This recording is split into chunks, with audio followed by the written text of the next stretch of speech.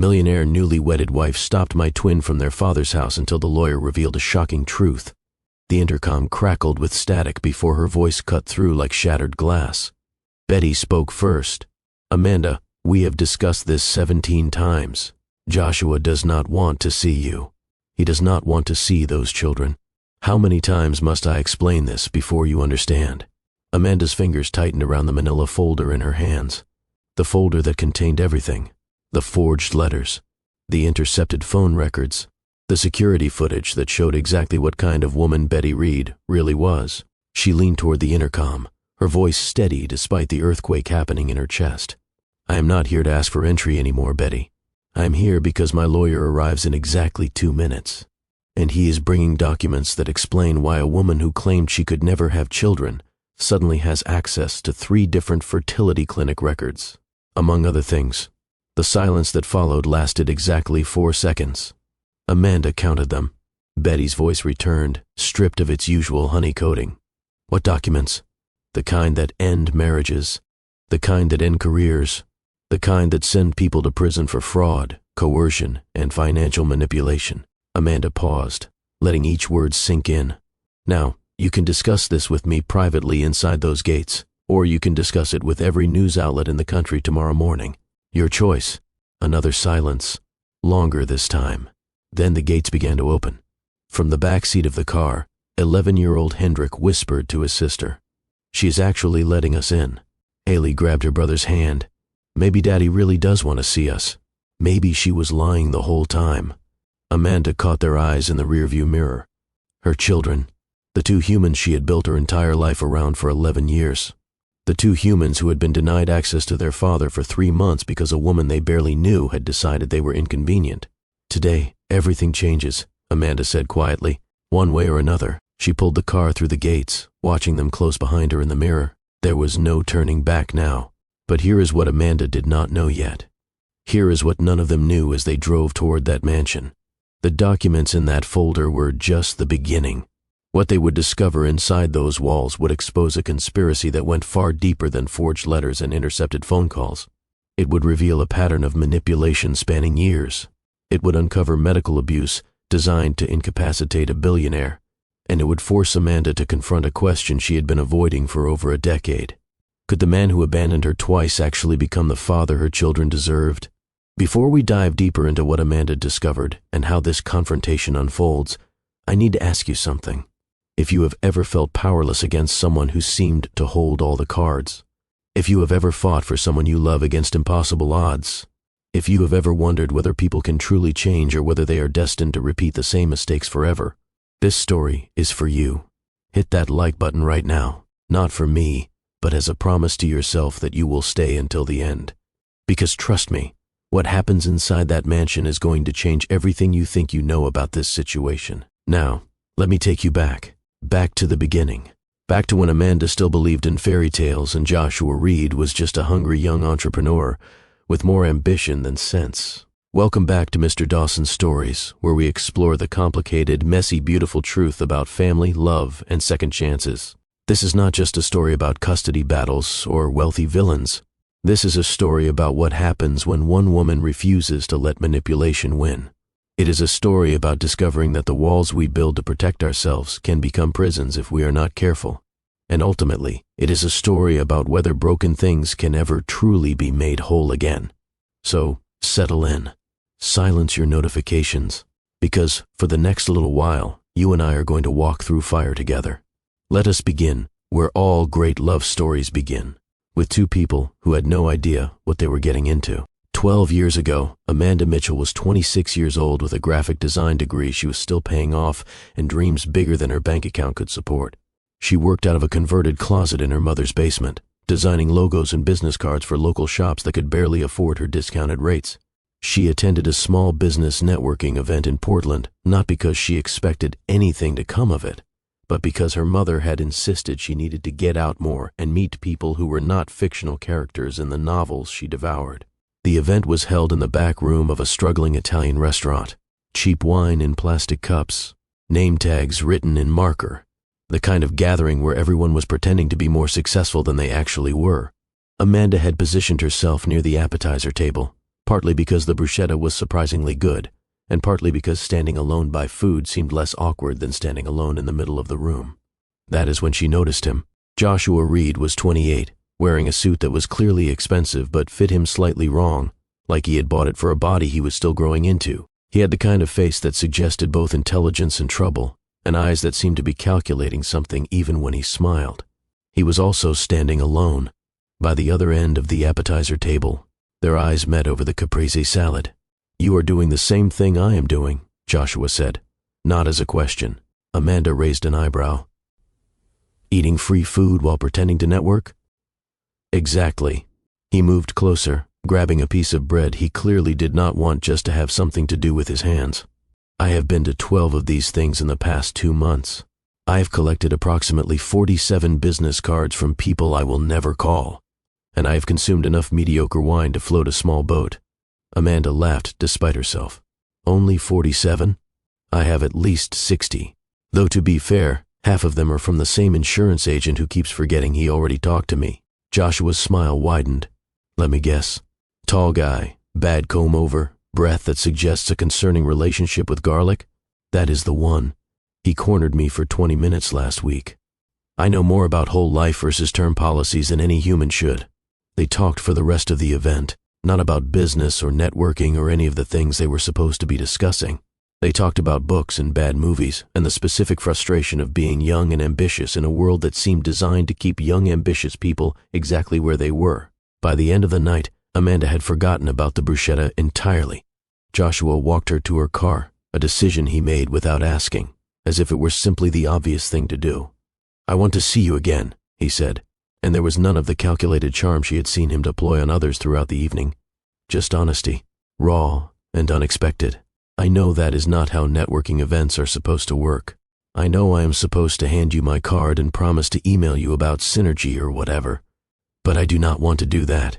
I want to take you to dinner. A real dinner. Somewhere without plastic cups." Amanda studied him for a moment. The slightly wrong suit. The eyes that could not seem to stop looking at her. The way his hands were shoved in his pockets like a nervous teenager despite the confident words coming out of his mouth. "Okay," she said, "but I get to pick the restaurant." Their first date was at a diner 3 blocks from Amanda's mother's house. Not because it was convenient, but because Amanda wanted to see how Joshua would react to fluorescent lighting and sticky menus and a waitress named Donna, who called everyone honey. He loved it. They sat in a corner booth for 4 hours, ordering increasingly ridiculous combinations of food just to have an excuse to stay. Pancakes at 9 p.m., chili cheese fries at 10, a slice of pie they shared with 2 forks while Joshua described his vision for a company that would revolutionize supply chain logistics. Amanda did not fully understand supply chain logistics, and she suspected Joshua was making up at least half of the technical terms. But she understood passion. She understood the particular light that came into someone's eyes when they talked about something they truly believed in. And she understood that she was in serious trouble. The months that followed moved faster than either of them expected. Joshua's company began to gain traction. Small investments at first, then larger ones. The suit started fitting better because he could afford to have it tailored. The converted closet where Amanda worked began filling with orders as Joshua recommended her to every business contact he made. They moved in together after 6 months, a tiny apartment that they could barely afford, even with both their incomes combined. The bedroom was so small they had to turn sideways to get around the bed. The kitchen was approximately the size of a generous closet. The neighbors upstairs seemed to be training for some kind of competitive stomping championship. They loved it. They loved the Sunday mornings spent in bed reading different sections of the same newspaper. They loved the Tuesday night dinners of whatever they could cobble together from an increasingly empty refrigerator.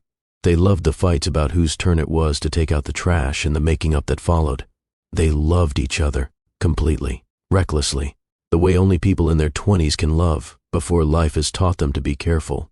9 months after that first networking event, Amanda's period was late.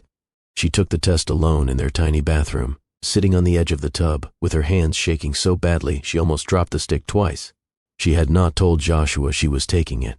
She had not told anyone, because saying it out loud would make it real, and she was not sure she was ready for real. The positive sign appeared in under a minute. Amanda sat there for a long time, staring at that little plus sign, trying to understand how her life had just changed completely in the space of 60 seconds. When she finally emerged from the bathroom, Joshua was sitting at their kitchen table, working on projections for his next investor meeting. He looked up when she entered, then looked again when he saw her face. "What is wrong?"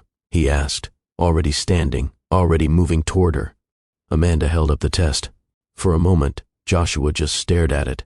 His face went through about 17 different expressions in the space of 3 seconds. Shock, fear, confusion, and then, gradually, something else. Something that looked remarkably like joy. "Is that what I think it is?" he whispered. "If you think it is a positive pregnancy test, then yes, we are going to have a baby." "Actually," Amanda said, her voice catching slightly, "according to my calculations and the timing and a few other factors I will explain later, we are probably going to have 2. Joshua's knees actually buckled. He grabbed the edge of the table to keep himself upright. 2, as in twins, as in twins. The tears came before he could stop them. Joshua Reed, the man who had impressed investors with his unshakable composure and steely determination, sat down on their kitchen floor and cried. Amanda joined him there, and they held each other for a long time, 2 people on the edge of something terrifying and wonderful. "I am going to build something amazing," Joshua said finally, his voice rough with emotion. "For us, for them. I promise you, Amanda, I am going to give our family everything." It was a promise made in the best of intentions, the kind of promise people make when they cannot imagine ever breaking it. Amanda believed him. She should not have. The pregnancy was difficult from the beginning. Twin pregnancies often are. Amanda spent the first trimester so sick she could barely keep water down. The second trimester brought complications that required bed rest. By the third trimester, she was essentially confined to their tiny apartment, watching Joshua build his empire through a window while she built 2 human beings inside her body. Joshua was present for all of it. At first, he came to every doctor's appointment. He held her hair back during the morning sickness that lasted well into the afternoon. He rubbed her swollen feet and told her she was beautiful when she felt like a beached whale. He set up the nursery in what had been their office, painting the walls a soft yellow because they had decided not to find out the genders. He was going to be an incredible father. Amanda was certain of it. The twins arrived on a gray Tuesday in March, Hendrik first, then Haley 7 minutes later. They were small but healthy, with their father's dark hair and their mother's stubborn chin. Joshua held them for the first time with tears streaming down his face, making promises Amanda could barely hear over the sound of her own exhausted joy. "I will never let you down," he whispered to them. "I will move mountains for you. I will build empires for you. You will never want for anything." He meant every word. The problem was that Joshua had a particular understanding of what never wanting for anything meant. It meant money, security, the kind of life he had never had growing up. It meant building something so big and so successful that his children would never experience the uncertainty and fear he had known as a child. It did not mean presence. Not really. Not when presence conflicted with building. The first year was a blur of sleepless nights and endless feedings and the particular exhaustion that only parents of newborn twins can truly understand. Amanda quit her freelance work because there simply was not time. Joshua's company demanded more and more attention as it grew from startup to serious contender. He started missing things. Small things at first. A pediatrician appointment here. A milestone there. The first time Hendrik rolled over, Joshua was on a call with investors that could not be interrupted. The first time Haley smiled, really smiled, Joshua was on a plane to meet a potential partner in Seattle. Amanda kept a journal of all the firsts. She told herself she was keeping it so Joshua could read it later, could experience vicariously what he had missed. She did not admit, even to herself, that she was keeping it as evidence, as documentation of a pattern she was beginning to recognize. The twins' first birthday arrived with more fanfare than Amanda expected. Joshua had planned a party, had ordered a custom cake shaped like twin teddy bears, had invited friends and colleagues and what felt like half of Portland. Then, 45 minutes before the party was supposed to start, his phone rang. Amanda watched his face as he answered, watched the shift from celebration mode to business mode, watched him glance at the twins, then at his phone, then back at the twins calculating. "I have to take this," he said. "It is the Singapore investors. This could be the deal that changes everything. The party is in 45 minutes, Joshua." "I know. I will be quick. I promise." He was not quick. The party happened. The cake was cut. The presents were opened. And Joshua emerged from his office 2 hours later, still on the phone, mouthing apologies to Amanda across a room full of guests who were carefully pretending not to notice. That night, after everyone had left and the twins were finally asleep, Amanda and Joshua had their first real fight. "They are 1 year old," Amanda said, her voice shaking with exhaustion and something deeper. "They will never remember this birthday. But I will. I will remember standing alone in front of that cake, making wishes on their behalf because their father could not be bothered to put down his phone. That deal is worth $40 million, Joshua shot back. $40 million. Do you understand what that means for our family? For their future? Their future is not going to matter if you are not in it. They need their father, Joshua. Not his money. Him. I am building something for them. Everything I do is for them. No." Amanda's voice cracked. "Everything you do is for you. You are building an empire because you are terrified of being poor again, and you are using our children as an excuse. But they do not need an empire. They need you to show up, to be present, to choose them over one more meeting, one more deal, one more phone call that apparently cannot wait." Joshua's jaw tightened. "You do not understand. I understand perfectly. I understand that I am raising these children alone while you chase something that will never be enough. Because it will never be enough, Joshua. No matter how much money you make, no matter how big your company grows, you will always be that scared kid who did not have enough. And our children are going to pay the price for your trauma." The words hung in the air between them, sharp enough to draw blood. Joshua left the room without responding. They did not speak for 3 days. Eventually they made up. Couples with young children often do, out of necessity if nothing else. Joshua promised to do better. Amanda wanted to believe him. But the pattern had been established, and patterns once established are remarkably difficult to break. The twins turned 2. Joshua missed Hendrik's first steps because he was reviewing contracts in his office. He missed Haley's first word, which was mama, probably because she had figured out which parent was actually there. Amanda stopped keeping the journal of firsts. It had become too painful to document. The arguments became routine, always the same themes, always the same justifications, always the same promises that were broken before the echo of them had faded. "I am doing this for us," Joshua would say. "For their future. Their future is now," Amanda would reply. "And you are missing all of it." When the twins were 3, Amanda insisted on couples therapy. Joshua agreed reluctantly, then missed the first 3 sessions for work emergencies that could not be rescheduled. The therapist, a patient woman named Dr. Harrison, eventually suggested individual sessions instead. "Your husband has a pattern of avoidance," she told Amanda during one of those sessions. "He uses work as a way to escape emotional demands he does not know how to meet. It is not uncommon in high-achieving individuals, particularly those with difficult childhoods." "How do I fix it?" Amanda asked. "You cannot.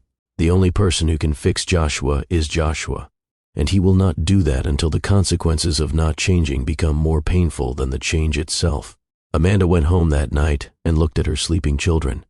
Hendrik, who had started asking why Daddy was always working.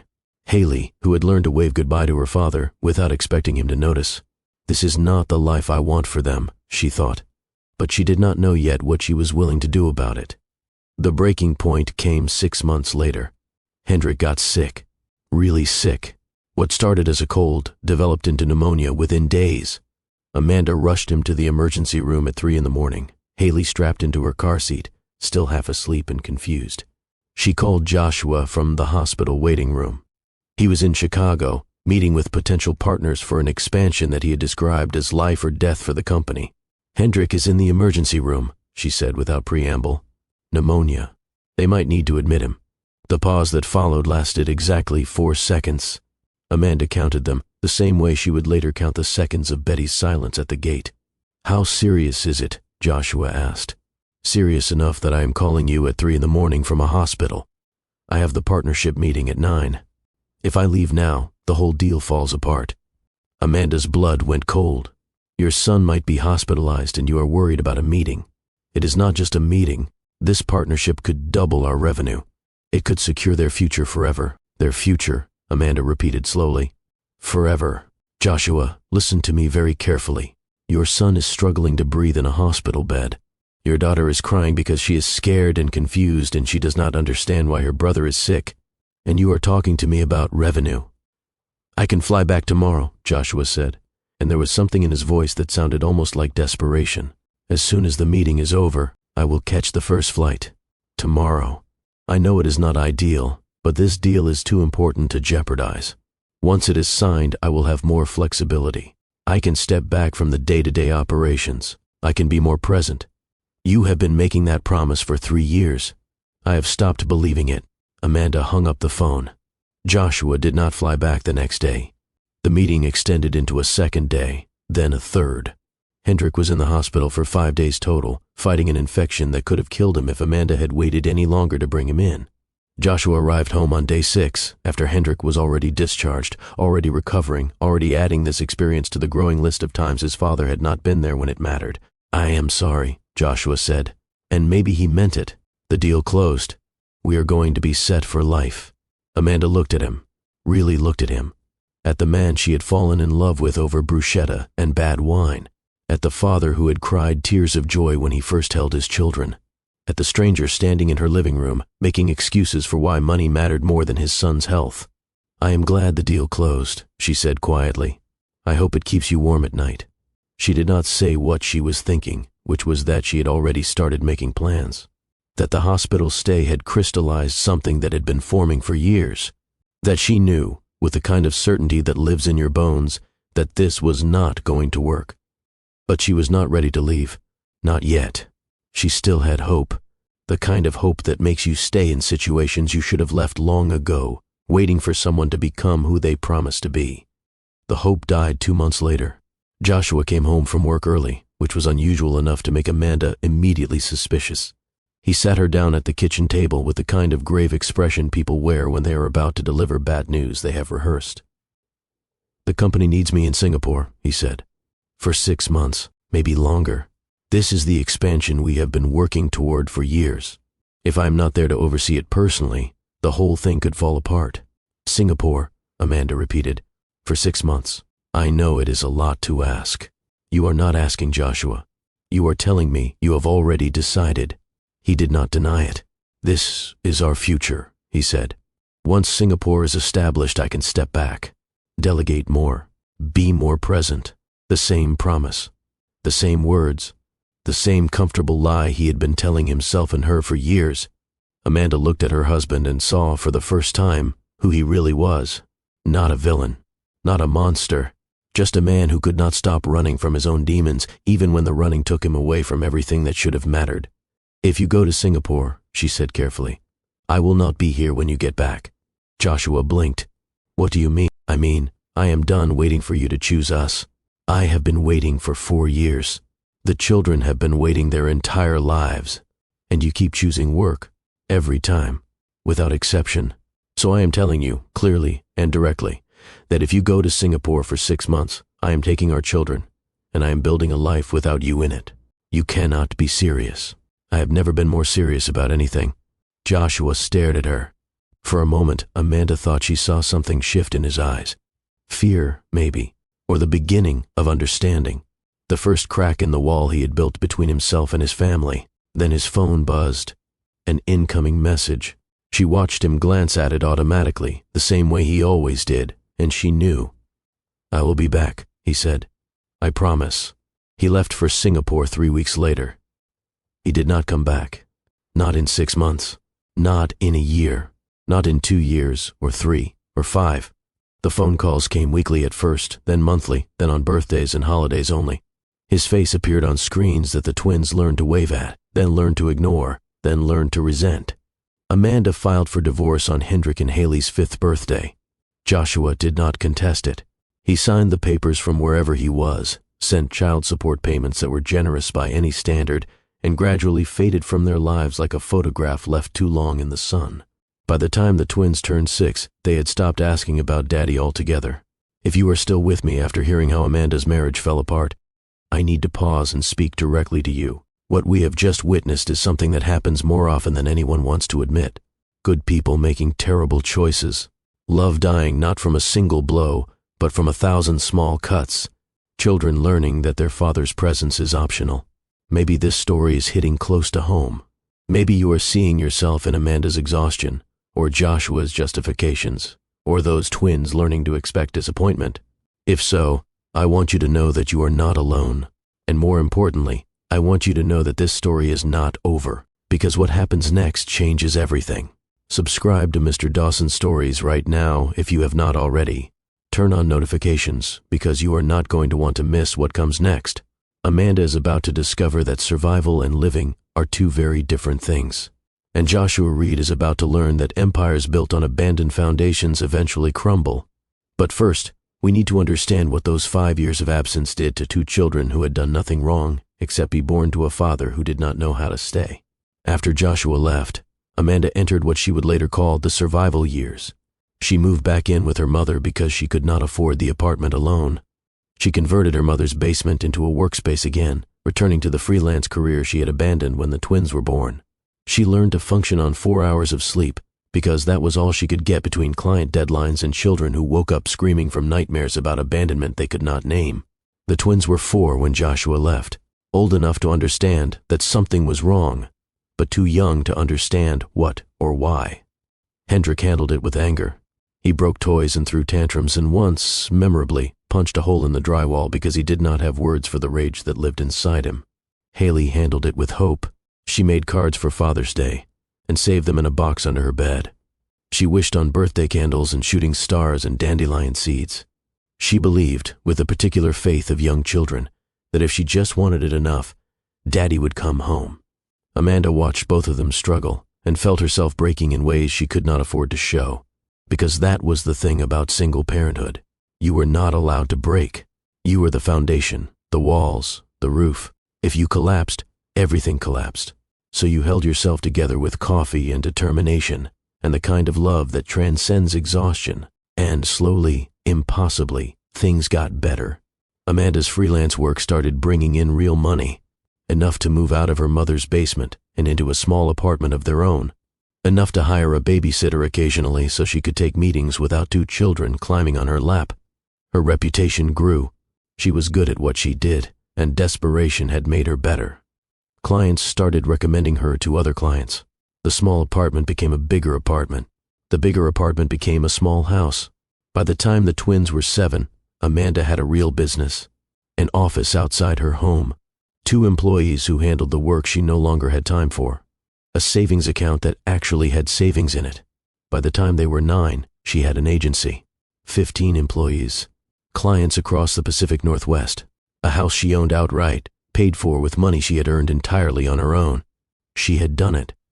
Against every odd, she had built a life for her children that did not depend on Joshua Reed or his money or his broken promises.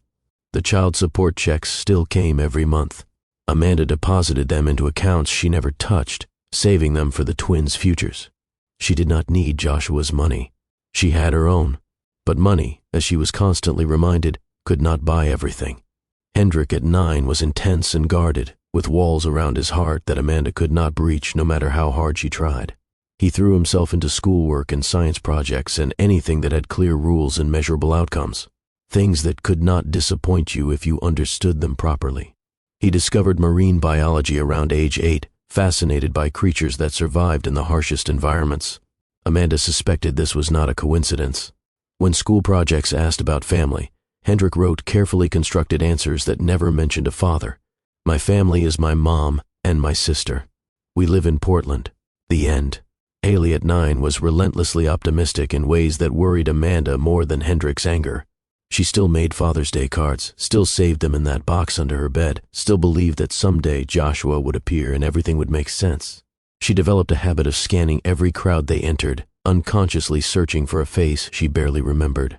Amanda would watch her do it and feel her heart crack a little more each time. The twins had each other at least.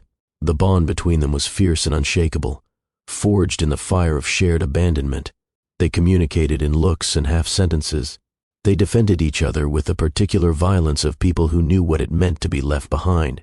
We do not need him, Hendrik would tell Haley when she cried about missing a father she had barely known. We have Mom. We have each other. That is enough. But maybe he needs us, Haley would reply. Maybe he is sad and lonely, and he just forgot how to come home. People do not just forget to come home, Haley. They choose not to. There is a difference. But maybe if we just waited a little longer, maybe if we just tried a little harder. Hendrik would look at his sister with eyes far too old for a 9-year-old face. He is not coming back. The sooner you accept that, the less it will hurt.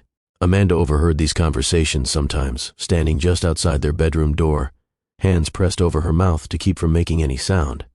Her children were raising each other in ways she could not, teaching each other lessons about love and loss that no parent should ever have to witness. And still, she held herself together, because she was the foundation, the walls, the roof. If she collapsed, everything collapsed. By the time the twins turned 11, Amanda had accepted that this was her life now. Not the life she had planned, not the life she had imagined during those early days with Joshua, but a good life nonetheless. She had a successful business. She had 2 incredible children. She had friends and hobbies and a house that felt like home. She had built everything from nothing, and that was something to be proud of. Happiness might have been too strong a word, but contentment was real. And after years of fighting just to survive, contentment felt like a victory. Then Joshua called. It was a Tuesday afternoon in September. Amanda was reviewing proofs for a client presentation when her phone rang with a number she did not recognize. She almost let it go to voicemail. She had learned to be suspicious of unknown numbers, but something made her answer. Amanda. The voice on the other end was familiar and strange at the same time, like a song she used to know but had forgotten the words to. It is Joshua. Please do not hang up. She did not hang up, but she did not speak either. She just held the phone to her ear and waited, her heart doing something complicated in her chest. I know I have no right to call you, Joshua continued. I know I gave up every right when I left, when I stopped calling, when I let them grow up without me. His voice cracked. Amanda had never heard Joshua's voice crack before. I have made so many mistakes, he said. I built everything I thought I wanted. The company, the money, the empire. And now I am sitting in a penthouse that costs more per month than most people make in a year, and I am completely alone, and I have realized that none of it means anything. There was a long pause. Amanda still did not speak. I want to know them, Joshua finally said. Hendrik and Haley. I want to know who they have become. I want to be their father again, if they will let me. If you will let me. Amanda closed her eyes. She had imagined this moment. Of course she had. During those early years she had fantasized about Joshua calling, begging for forgiveness, wanting to come home. She had imagined telling him no. Imagined the satisfaction of rejecting him the way he had rejected them. But the fantasy had never felt like this. It had never felt so complicated. Because standing on the other end of that phone was the man who had promised her forever and then broken that promise. The man who had chosen his ambition over his children. The man who had missed first steps and first words and first days of school and thousands of ordinary moments that could never be recovered. But also the man who had cried when he first held his babies. The man who had painted their nursery yellow. The man she had once loved with her whole heart. And more importantly, the man whose absence had left a hole in her children's lives that she could not fill no matter how hard she tried. Why now? She asked finally, her voice steadier than she felt. After all this time, why now? Because I finally stopped running long enough to see what I was running from. Because I achieved everything I thought I wanted and realized none of it matters. Because I am 52 years old and I have no one in my life who actually knows me. And because I finally understood that I was not building an empire for them, I was building it to avoid them. To avoid the intimacy and vulnerability that being present requires. He paused. I have been in therapy for 2 years, he continued. Working through things I should have dealt with decades ago. And the thing I keep coming back to, the thing I cannot escape, is that I abandoned my children. I told myself I was providing for them. I told myself the money would make up for the absence. But it was a lie. I was a coward, and I want to stop being a coward.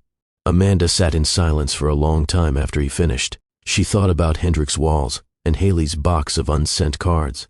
She thought about the therapy sessions she had taken them to over the years, trying to help them process feelings they should never have had to feel. She thought about the father-daughter dance Haley had attended with her grandfather, because there was no one else to take her. I am not doing this for you, Amanda said finally. I need you to understand that. If I agree to this, it is not because you deserve it. It is not because I have forgiven you.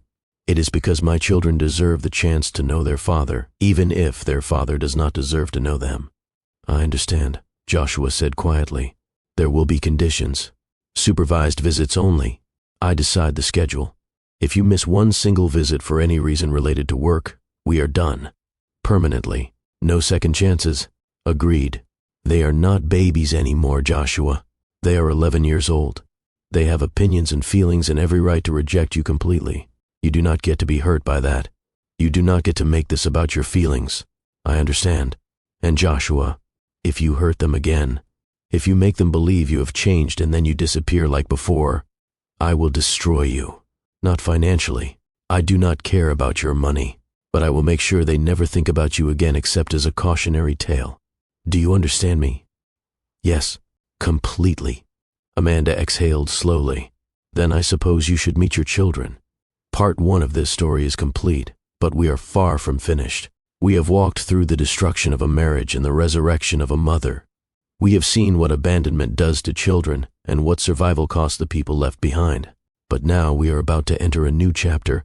Joshua is going to return, and everything Amanda has built is about to be tested in ways she never expected.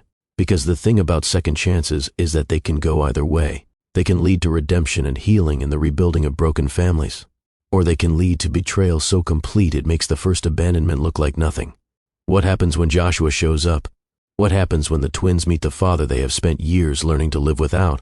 And who is the woman waiting in the shadows, the woman who will soon try to destroy everything? Make sure you have subscribed to Mr. Dawson Stories and turned on notifications. Tell me in the comments whether you think Amanda made the right choice by letting Joshua back in.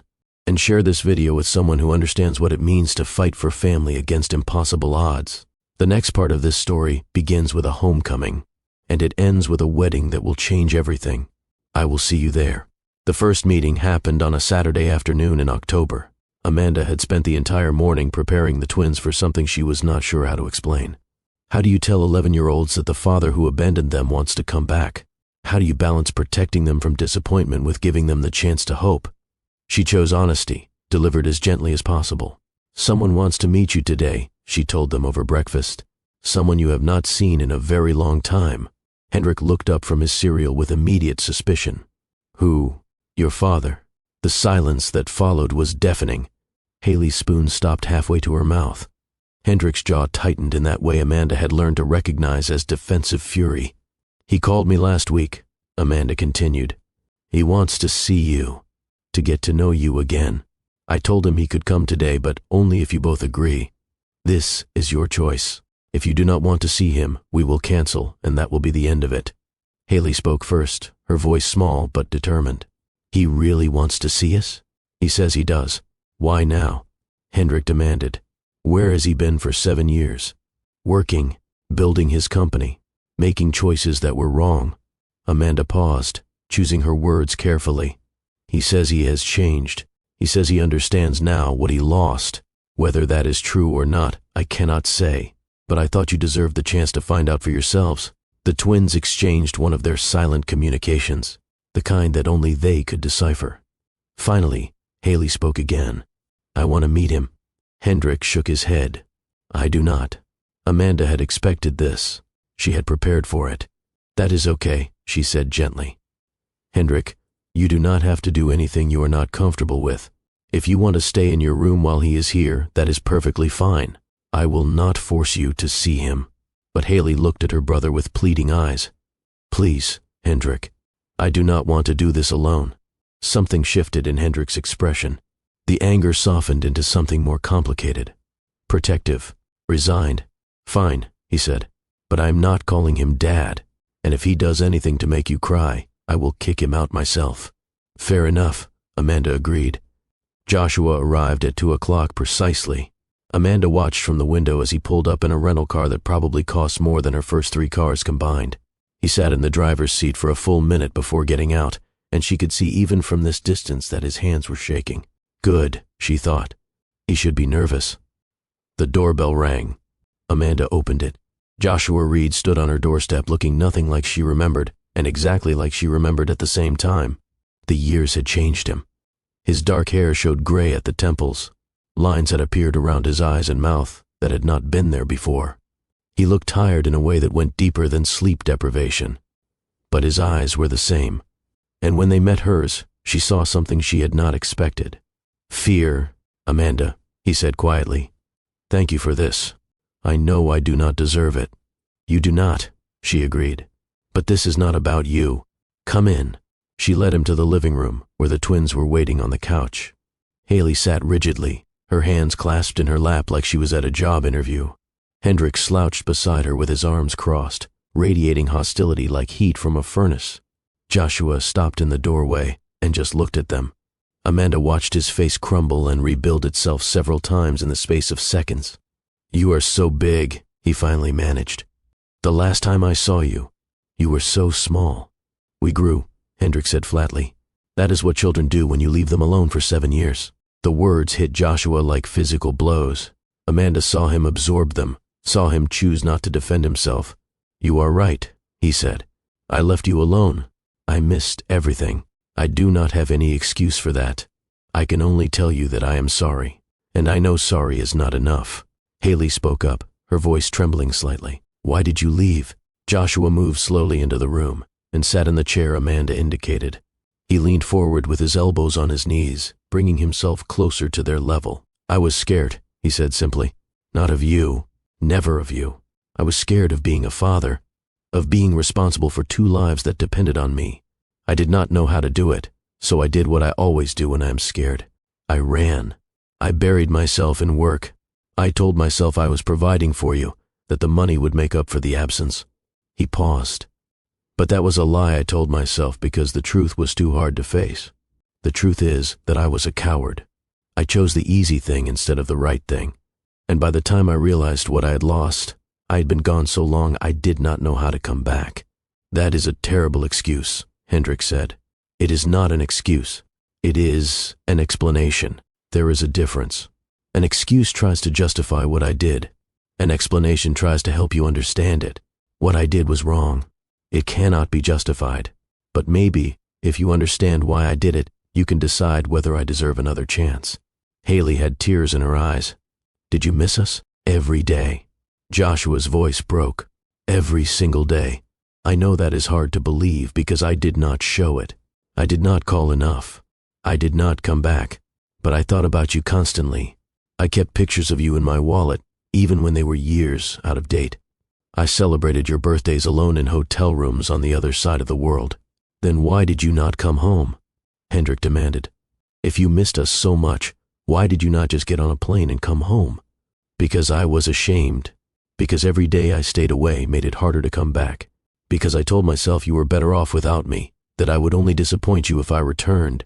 He met Hendrik's eyes directly, but mostly because I was selfish, because facing what I had done was too painful. So I kept running. The room fell silent. Amanda watched her children process this information, watched them struggle to reconcile the father they remembered with the man sitting before them, watched them fight between the desire to punish him and the desperate hope that maybe, this time, things could be different. Haley moved first. She stood up from the couch and crossed the room to where Joshua sat. He looked up at her with something like terror in his eyes, clearly uncertain what she was about to do. She hugged him.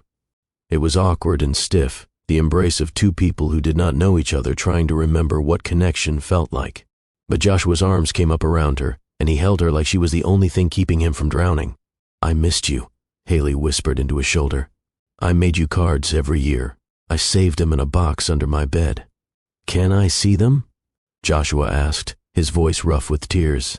Someday, if you want to show me, maybe. Haley pulled back and looked at him seriously. But you have to earn it first. I will. I promise. Hendrik had not moved from the couch. His arms were still crossed, his expression still guarded. But Amanda saw something shift in his eyes as he watched his sister embrace their father. Not forgiveness. Not yet. But maybe the beginning of willingness. I am not hugging you, Hendrik said flatly. And I am not calling you Dad. You can be Joshua until you prove you deserve something else. That is fair, Joshua agreed. More than fair. Whatever you need, Hendrik. However long it takes. I am not going anywhere this time. We will see, Hendrik replied. We will see.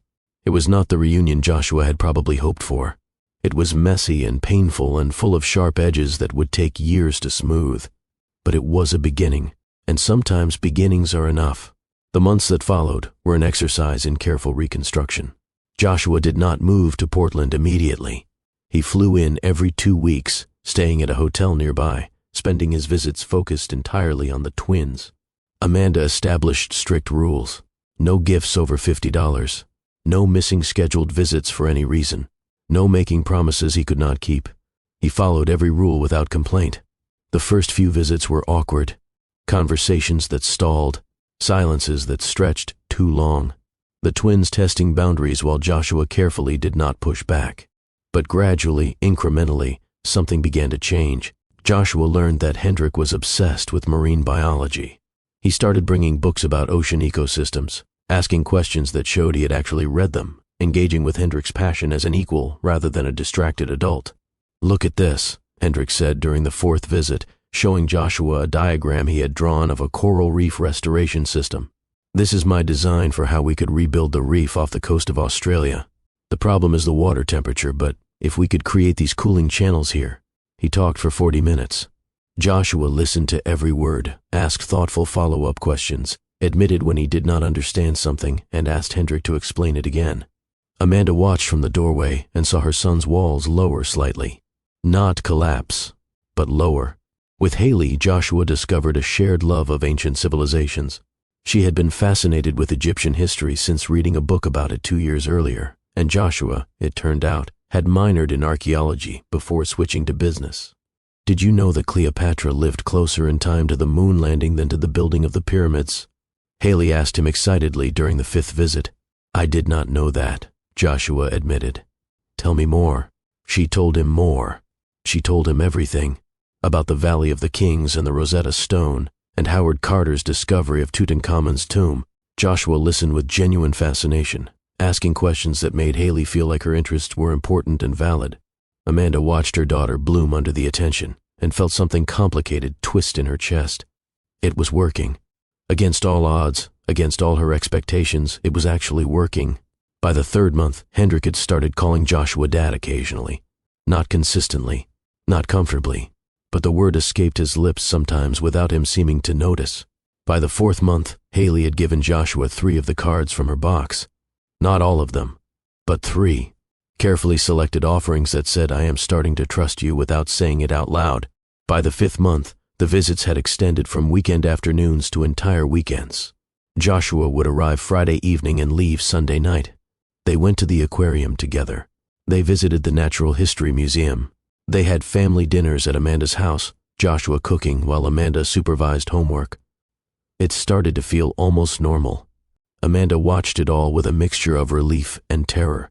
Relief because her children were finally getting what they had always deserved. Terror because she knew how quickly it could all fall apart. She kept her walls up.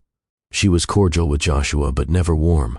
She participated in family activities but never let herself relax into them. She was waiting for the other shoe to drop, the way it always dropped, the way it had dropped before. But the shoe stayed stubbornly in place. 6 months after the first reunion, Joshua made an announcement over dinner. "I have been looking at properties in Portland," he said casually, as if he was discussing the weather. "I am thinking about relocating, being closer to all of you, if that would be okay." Amanda set down her fork. "You are thinking about moving here. The company does not need me the way it used to. I have been delegating more, stepping back from day-to-day operations. I could run what I need to run from anywhere." Hendrik looked up from his plate. "You would really move here? Leave New York?" "This is where you are," Joshua said simply. "This is where my family is.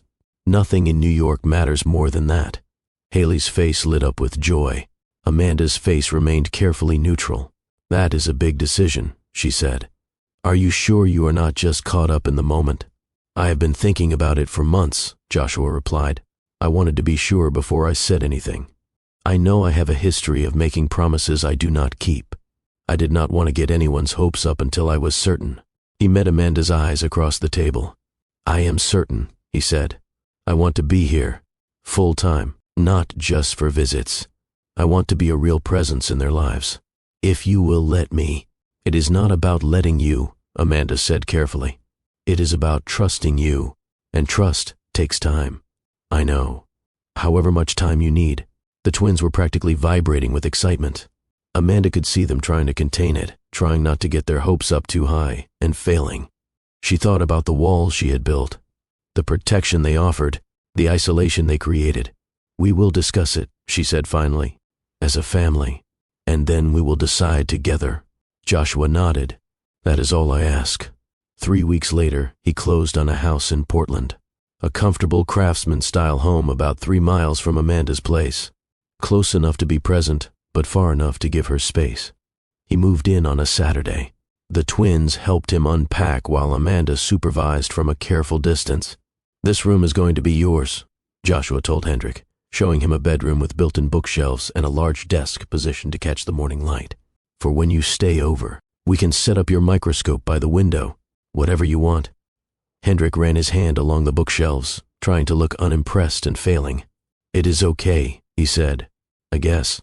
From Hendrik, that was practically a declaration of love. Haley's room was painted lavender, with space for her growing collection of ancient civilization artifacts and a window seat perfect for reading. "I love it," she breathed. "Can I stay tonight?" "That is up to your mother," Joshua said, glancing at Amanda. Amanda looked at her daughter's hopeful face, at her son trying so hard not to hope, at Joshua waiting for her verdict with an expression that was somehow both terrified and determined. She had a choice to make. She could keep protecting her children from potential disappointment, or she could let them have what they had always wanted and trust that this time it would not fall apart. "Not tonight," she said finally, "but soon, once we work out a schedule." The twins' disappointment was palpable, but they accepted it. They had learned to accept delayed gratification from years of disappointment. "Thank you," Joshua said quietly after the twins had wandered off to explore the rest of the house. "I know you are still not sure about this. I know you are waiting for me to fail. Can you blame me?" "No, I cannot blame you for anything. I just want you to know that I am not going to fail. Not this time. I have spent 6 months proving that I can show up. I will spend the next 6 months proving it again. And the 6 months after that, for as long as it takes." Amanda studied him, the gray in his hair, the lines around his eyes, the sincerity in his voice that she wanted to believe but was afraid to trust. "Actions," she said, "not words. That is what matters. I know. You will see." For the next 2 months, Joshua did exactly what he promised. He showed up for every scheduled visit. He attended school events and parent-teacher conferences. He learned to cook the twins' favorite meals. He did homework help and bedtime stories and all the ordinary parenting tasks that he had missed for so many years. He became, slowly and imperfectly, a father. Amanda watched it happen and felt her walls begin to crack despite her best efforts. She started accepting his invitations to family dinners. She started letting the twins stay overnight at his house. She started having actual conversations with him that were not just logistical coordination. She started very carefully and very tentatively to consider the possibility that people could actually change. Then Joshua introduced them to Betty. "If you are still with me right now, I need to pause and speak directly to you for a moment. We are at a turning point in this story. Everything we have seen so far, the abandonment, the survival, the careful rebuilding, it has all been leading to this moment. Because what happens next is going to test everything. It is going to take the hope that has been building and twist it into something painful. It is going to show us what happens when manipulation enters a healing family. And it is going to force Amanda to become someone she never expected to be. But before we continue, I want to know what you think. Drop a comment right now telling me whether you believe Joshua has really changed. Tell me whether you think Amanda should trust him or keep her walls up. Your opinions matter. They shape how we understand these stories together. And if this story is resonating with you, if you have ever watched someone you love be manipulated, if you have ever had to fight for your family against forces you could not control, hit that subscribe button right now. Turn on notifications, because the second half of this story is where everything changes. Now let us continue. Let us meet the woman who almost destroyed everything. Betty Morrison appeared in their lives like a perfectly wrapped poison. Joshua mentioned her casually at first. A friend he had met at a charity function. Someone who understood his world, his pressures, his journey toward becoming a better person. "She is different from anyone I have dated before," he told Amanda during one of their logistics conversations. "She is not impressed by the money or the status. She sees me for who I am." Amanda felt something twist in her stomach, but said nothing. Joshua's romantic life was not her concern. They were co-parents, not partners. He was allowed to date whoever he wanted. The first meeting happened at a Sunday brunch that Joshua hosted at his new house. He wanted the twins to meet Betty before things got too serious, he said. He wanted their approval. Betty arrived in a cream-colored dress that probably cost more than Amanda's monthly mortgage payment. Her platinum blonde hair was perfectly arranged. Her makeup was flawless. She moved through Joshua's house like she already owned it. "Amanda," she said, extending a manicured hand, "I've heard so much about you. Joshua speaks so highly of the mother of his children."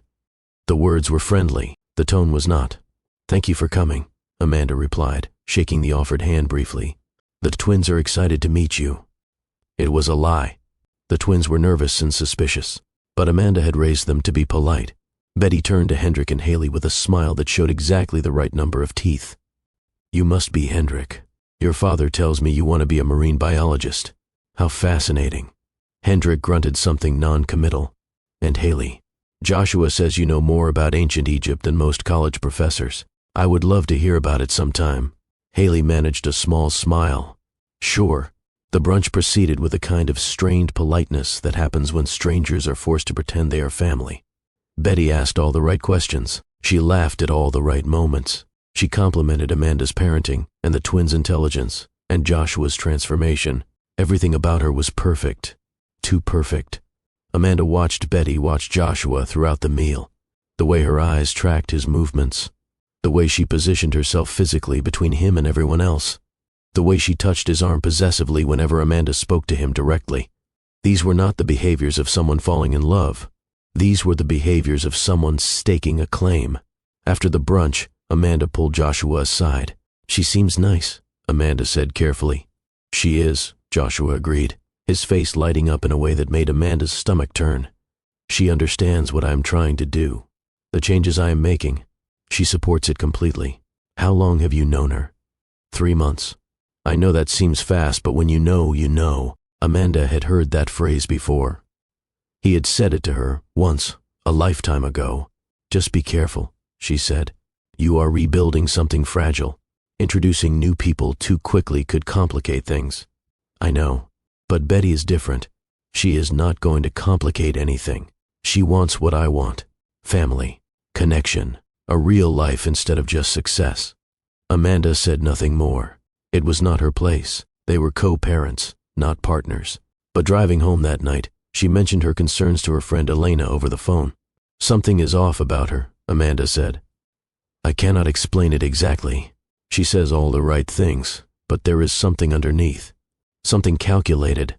Maybe you are just being protective," Elena suggested. "It must be strange, watching him move on with someone else." "It is not about that. I do not want Joshua back. I just want my children protected. And something about that woman makes my instincts scream." "Trust your instincts," Elena said. "They have kept you alive this long." But Amanda did not have any evidence. Just feelings.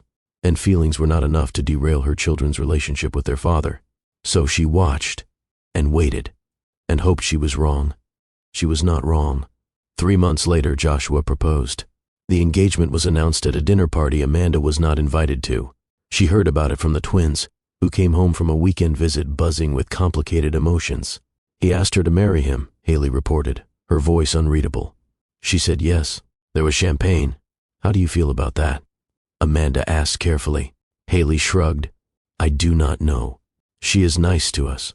But she is not." She trailed off. "Not what?" "Not you," Haley finished quietly. Amanda felt her heart crack a little. Hendrik had a different perspective. "She is fake," he said bluntly.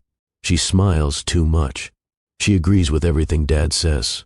Nobody actually acts like that unless they want something. What do you think she wants?" "I do not know. His money, maybe. He has a lot of it." "Give her a chance," Amanda said, even though every instinct screamed otherwise. "She makes your father happy. That matters, does it?" Hendrik asked. "Does it matter if she makes him happy but makes us uncomfortable?"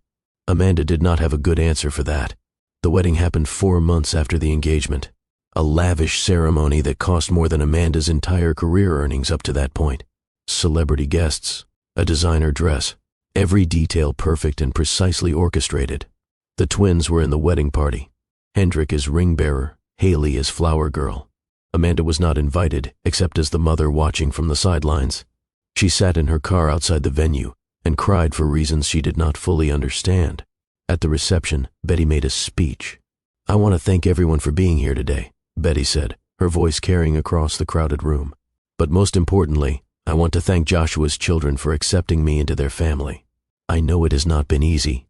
Their mother has done an incredible job raising them alone, and I have no intention of trying to replace her.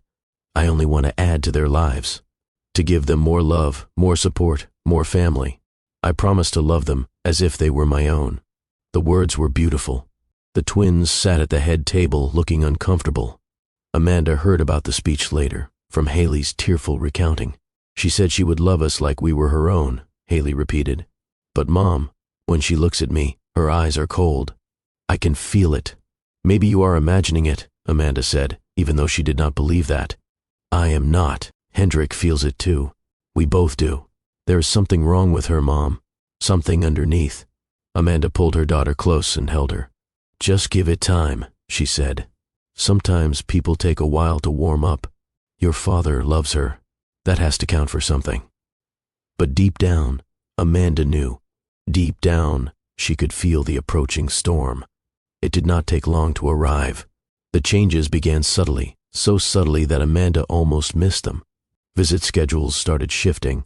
Joshua would call with apologetic explanations. Betty had planned a trip. There was a social obligation they could not miss. The weekend needed to be rescheduled. "Of course," Amanda said the first time. "Things come up." The second time, she was less understanding. By the third time, she was openly suspicious. Then the letters started arriving. The first one came 2 weeks after a canceled visit, handwritten on expensive stationery with Joshua's signature at the bottom. "Dear Amanda," it read, "after much discussion with Betty and my doctors, I have come to realize that the current visitation arrangement is not sustainable. The constant transitions between homes are creating stress that is affecting my health. I need to prioritize my well-being, which means reducing the frequency of visits for the foreseeable future. I hope you understand. Joshua." Amanda read the letter 3 times. The tone was wrong. The phrasing was wrong. Joshua did not write like this. He did not use phrases like, "after much discussion," or "prioritize my well-being." He spoke directly and simply. This letter sounded like a lawyer, or like someone pretending to be Joshua. She called him immediately. The call went to voicemail. She called again. Voicemail. She called 5 more times over the next 3 days. Every single call went unanswered. Then the second letter arrived. "Dear Amanda, I have taken time to reflect on my role in Hendrik and Haley's lives. My new marriage requires my full attention and commitment. The emotional demands of CO parenting are creating complications that Betty and I are not prepared to handle. Perhaps it would be best if we revisited visitation arrangements in 6 months or a year, once things have stabilized. Please explain to the children that this is for the best. Joshua." Amanda's hands shook as she read. "Emotional demands of co-parenting. Betty and I are not prepared to handle. Please explain to the children." This was not Joshua. She was certain of it now. Joshua had never once, in 8 months of rebuilding, treated the children like a burden. He had never suggested reducing contact. He had fought for every minute with them. Something was very wrong. She tried calling Joshua's personal cell. The number had been disconnected. She tried calling the house. A woman's voice answered, "Reed Residence." "Betty speaking." "Betty, this is Amanda. I need to speak with Joshua. I am afraid that is not possible. Joshua is resting. His doctors have ordered limited stress." "What doctors? What is wrong with him?" "His heart," Betty said, her voice dripping with false concern. "He has been diagnosed with a cardiac condition. Stress aggravates it. I am sure you understand that the children's visits have been quite taxing." "The children's visits have been the highlight of his week for 8 months. Things change, Amanda. Priorities shift. Joshua has realized that his health must come first. Let me talk to him." "That is not going to happen. Joshua has made his wishes clear. Further contact will only cause him distress. Please respect his boundaries." The line went dead. Amanda stood in her kitchen holding a silent phone and felt the walls of her carefully reconstructed life begin to crack. The months that followed were a nightmare. Amanda tried everything. Phone calls that went unanswered, emails that bounced back, visits to the house that were denied at the gate. 17 times she drove to that mansion. 17 times she was turned away. Betty, it seemed, had constructed an impenetrable barrier between Joshua and everyone who had known him before. The twins took the rejection hard. Hendrik retreated into his familiar anger. He stopped talking about his father. He removed every photo of Joshua from his room. When Amanda tried to discuss it, he shut down completely. "I told you he would leave again," he said. "I told you, and you did not listen. This is what he does. This is who he is." Haley's reaction was different and somehow worse. She did not get angry. She got quiet. The box of Father's Day cards that had been under her bed disappeared. Amanda found it in the trash 3 days later, all the cards torn into pieces. She stopped wishing on birthday candles. She stopped looking for Joshua in crowds. The light that had returned to her eyes during those 8 months of visitation slowly dimmed and went out. Amanda watched her children break all over again and felt rage building inside her like a living thing. This was not Joshua's choice. She was certain of it. Something was wrong. Someone was controlling him, manipulating him, cutting him off from everyone who cared about him. And Amanda was going to prove it. She started by hiring a private investigator. Nothing fancy. Just someone who could dig into Betty's background and find out who she really was. The results came back within 2 weeks. Betty Morrison was not who she claimed to be. Her previous marriage had not ended in widowhood as she had told Joshua. It had ended in divorce after her husband discovered she had been systematically transferring assets to accounts he could not access. Before that marriage, there had been another relationship with a wealthy older man. That relationship had ended when the man's children staged an intervention, presenting evidence that Betty had been isolating him from family and friends while positioning herself for a significant inheritance. The pattern was clear. Betty targeted wealthy men with complicated family situations. She isolated them from anyone who might interfere, and she extracted whatever she could before moving on to the next target. Joshua was not her first victim. He was just her latest. Armed with this information, Amanda sought out the best family attorney in Portland. Marcus Wells did not look like a lawyer. At 63 years old, with the build of a former linebacker and eyes that suggested he had seen everything human beings were capable of, he looked more like someone you would want beside you in a bar fight than a courtroom. His reputation, however, was impeccable. "Tell me everything," he said after Amanda had sat down in his cluttered office. She told him the abandonment, the return, the rebuilding, the wedding, the lockout.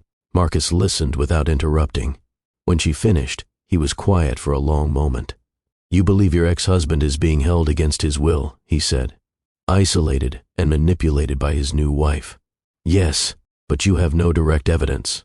Just circumstantial patterns. I have the letters.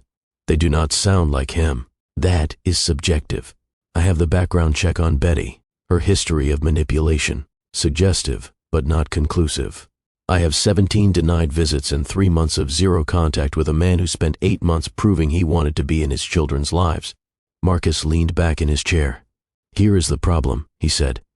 "From a legal standpoint, a married man has the right to limit contact with his ex-wife and their children. It is not illegal. It is not even unusual in contentious schizo-parenting situations. This is not contentious. It was working. He was showing up. The children were happy. Then, something changed. The question is what and why?" He paused. "I'm going to be honest with you, Ms. Mitchell. Cases like this are difficult. The courts give significant deference to marital relationships. If Joshua states that he wants reduced contact with his children, there is very little we can do to force him to comply with a different arrangement. So I am supposed to just accept it. Watch my children be abandoned again? No." Marcus's eyes sharpened. "What you do is build an airtight case that Joshua did not write those letters, that he did not make those decisions, that someone else is controlling his communications and his access. If we can prove coercion, manipulation, even medical abuse, then we have something to work with. How do we prove that?" "Evidence," Marcus said simply. "Phone records, handwriting analysis, security footage if we can get it, medical records if possible, witness testimony from anyone who has seen Joshua in the past 3 months." He stood and moved to his window, looking out at the Portland skyline. "I have seen cases like this before," he continued. Not often, but enough to recognize the pattern. Betty Morrison is not the first person to marry someone for control rather than love, and she will not be the last. But she has made a mistake. What mistake? She underestimated you. She assumed that when Joshua stopped responding, you would give up. Go away. Accept the new reality. But you did not. You are still fighting. He turned back to face her. Let us give her a real fight, he said. Let us show her what happens when she messes with the wrong mother. Amanda felt something shift inside her. The fear and uncertainty that had been paralyzing her for months began to transform into something else. Determination. Where do we start? She asked. We start with the handwriting, Marcus said. Get me the original letters. We will have them analyzed by an expert. If they were forged, we will know. And if they were not, if Joshua really did write them, then we dig deeper. Because in my experience, a man does not spend 8 months rebuilding a relationship with his children and then abandon them again without reason. Something is wrong, and we are going to find out what. Amanda drove home that night with a sense of purpose she had not felt in months. She was done being a victim, done waiting for Joshua to call, done accepting Betty's explanations and excuses. Her children deserved better. They deserved a father who showed up. And if Joshua could not show up because someone was preventing him, then Amanda would remove the obstacle, whatever it took. The investigation took 6 weeks. Marcus's team subpoenaed phone records from the Reed estate. They obtained handwriting samples from Joshua's previous business documents. They ran deeper background checks on Betty that uncovered 2 additional relationships with wealthy men, both of which had ended under suspicious circumstances. And they found the security footage. A former employee of the estate security company owed Marcus a favor. The footage showed Joshua, 3 weeks before Amanda's confrontation, approaching the main gate controls. His appearance was alarming. He was thinner than Amanda had ever seen him, pale, moving with difficulty. He was trying to open the gate when Betty appeared behind him. The conversation that followed was captured on audio. Betty, please. I need to see them. It has been 3 months. They are my children. The doctor said stress aggravates your condition. Those children, their mother, they are nothing but stress. I am protecting you. This is not what I agreed to. You said you would help me build a relationship with them. I am helping you. I am helping you prioritize your health. Now come inside. You need your medication. I do not want the medication anymore. It makes me foggy. I cannot think.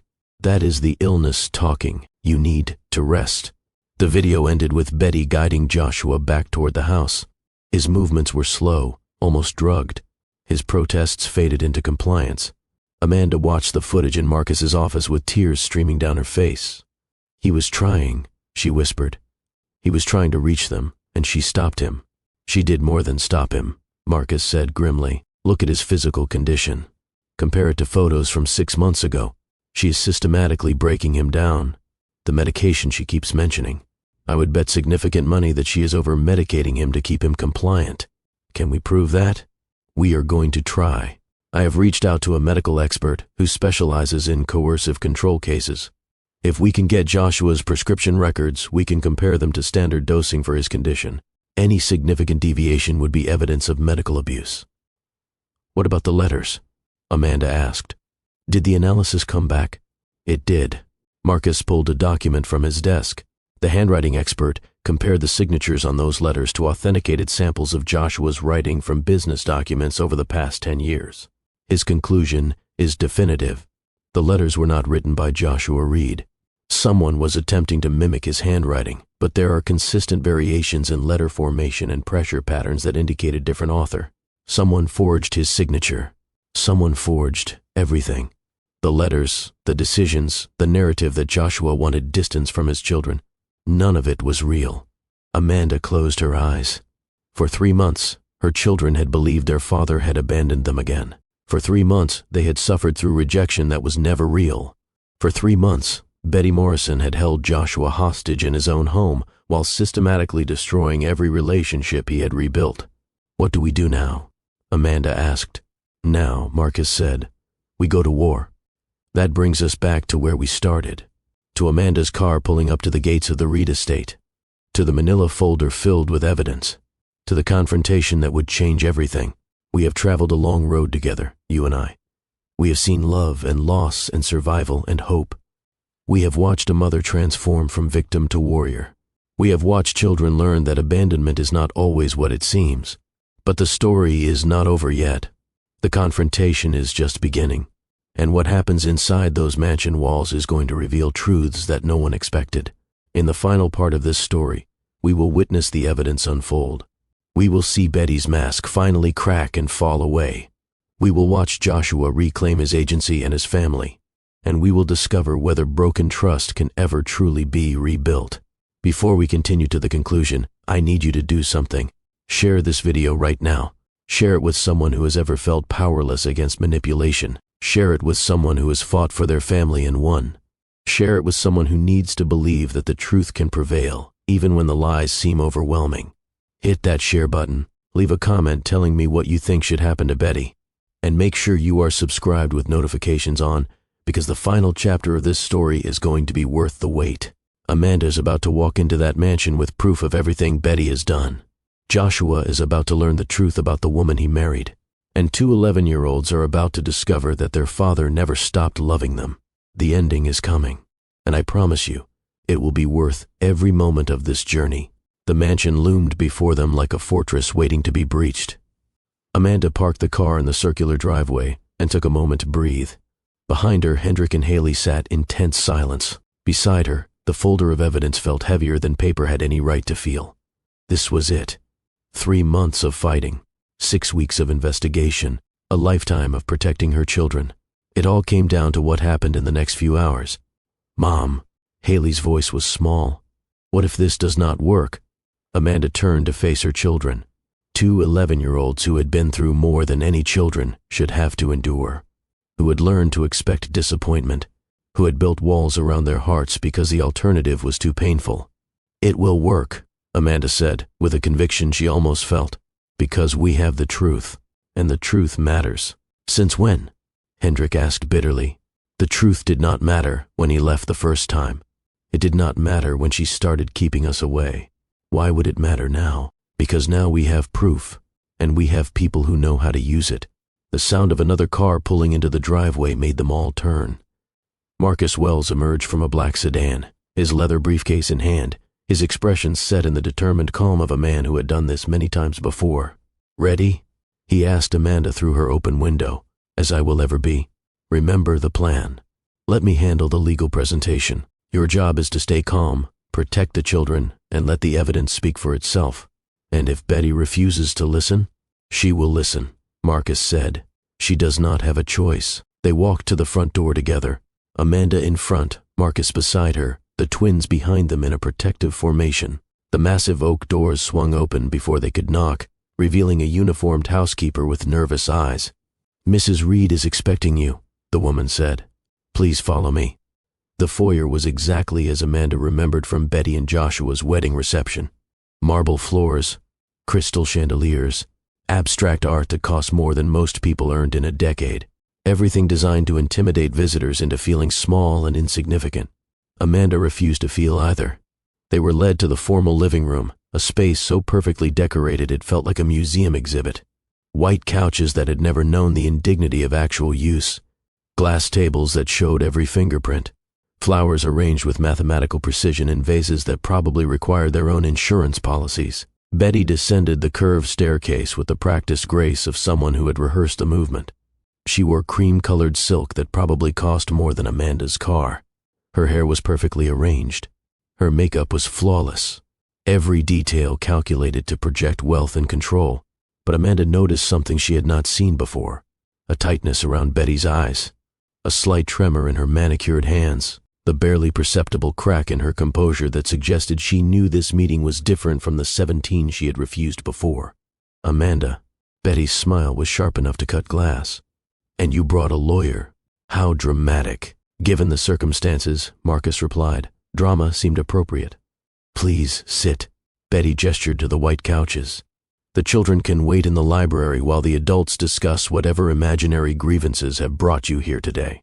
The children stay, Amanda said flatly. This concerns them directly. I hardly think it is appropriate to involve minors in what is clearly going to be an adversarial conversation. What is not appropriate is forging letters in their father's name to convince them he does not want to see them. Amanda kept her voice steady despite the rage burning beneath it. What is not appropriate is intercepting phone calls meant for their father. What is not appropriate is drugging your husband into compliance while you systematically destroy his relationships with everyone who cares about him. The room went very still. Betty's smile faltered for just a moment before she recovered. I do not know what you think you have discovered, but I assure you that any decisions regarding Joshua's contact with his children were made by Joshua himself. His health has been fragile. Stress aggravates his condition. These are medical facts, not conspiracies. Then you will not mind if we verify those facts, Marcus said, opening his briefcase. With evidence. He spread the documents across the pristine glass coffee table like a card dealer laying out a losing hand. Exhibit A, handwriting analysis, comparing the signatures on letters sent to my client with authenticated samples of Joshua Reed's actual handwriting. The expert conclusion is definitive. The letters were forged. Joshua Reed did not write them.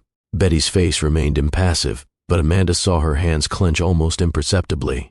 Handwriting analysis is not an exact science, Betty said smoothly.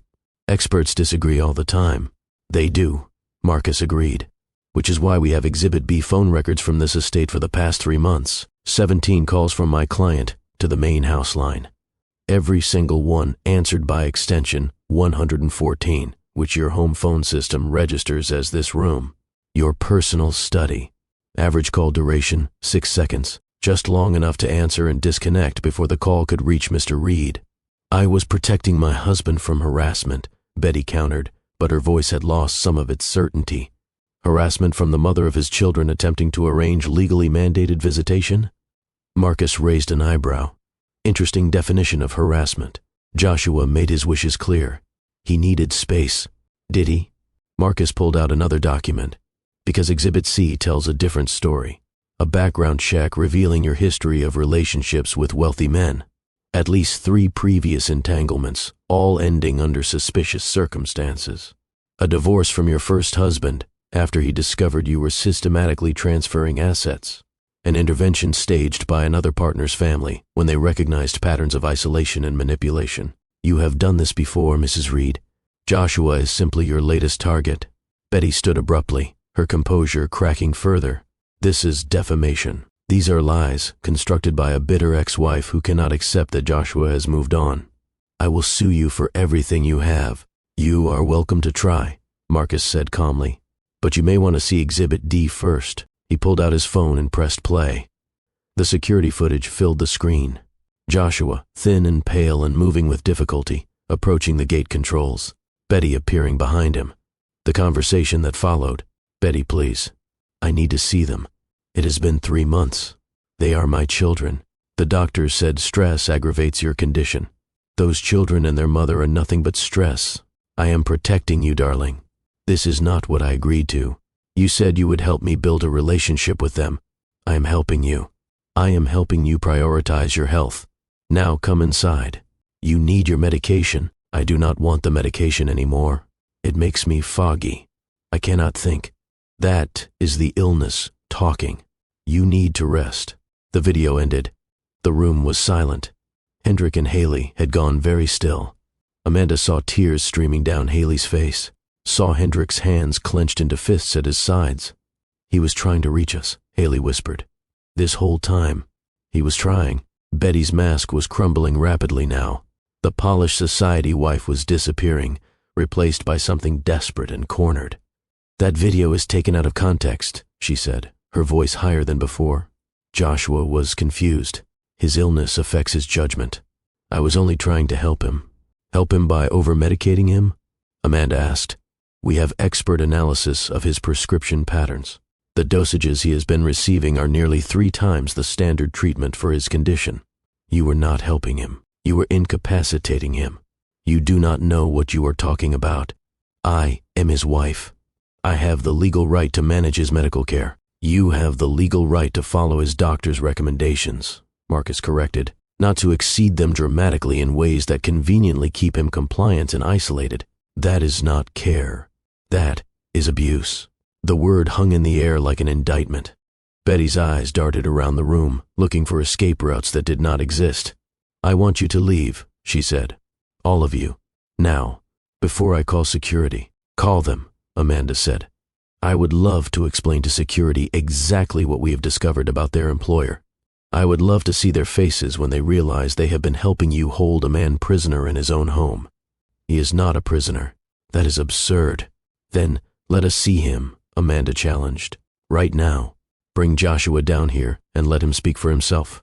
If he tells us directly that he does not want to see his children, if he confirms that he wrote those letters and made those decisions himself, we will leave. Permanently. Betty hesitated. It was only a moment, but it was enough. He is resting, she said finally. He cannot be disturbed.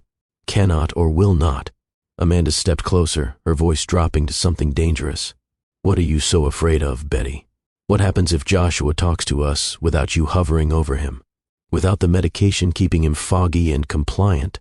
You do not understand our relationship. You do not understand anything.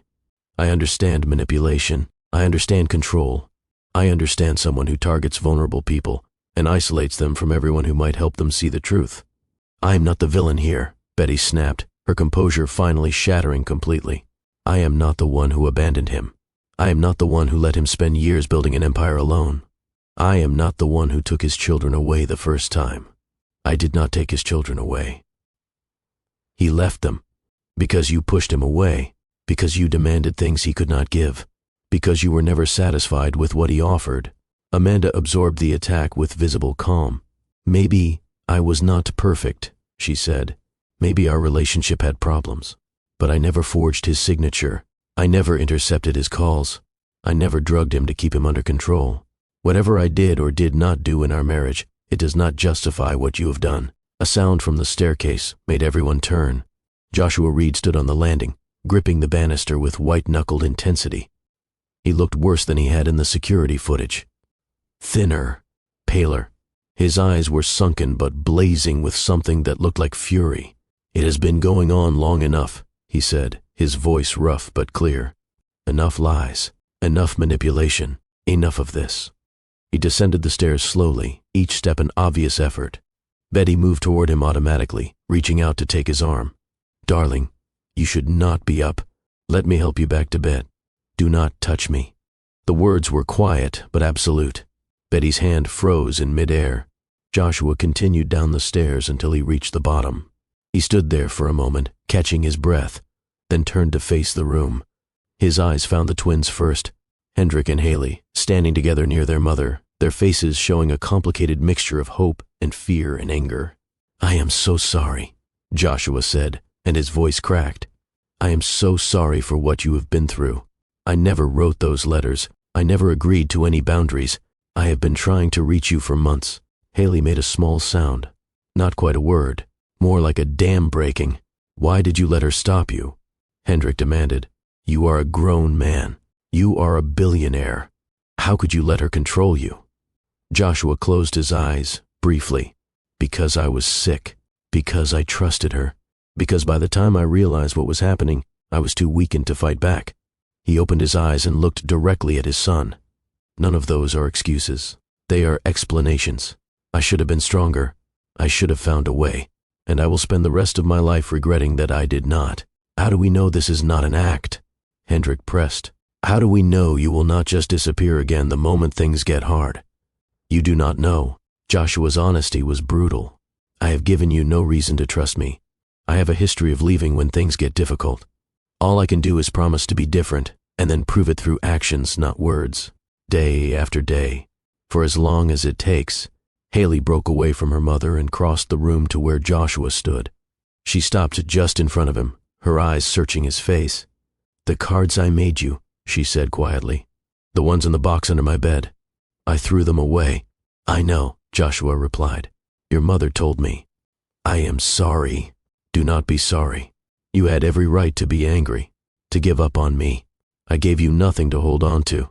I did not give up. Haley's voice trembled. I just got tired of hoping. Joshua reached out and touched her face gently. His hands were shaking. You never have to hope alone again, he said. I am here now, really here, and I am not going anywhere. Haley collapsed into his arms. Joshua held her like she was the most precious thing in the world, his face buried in her hair, his shoulders shaking with silent sobs. Hendrik watched from across the room, his expression unreadable.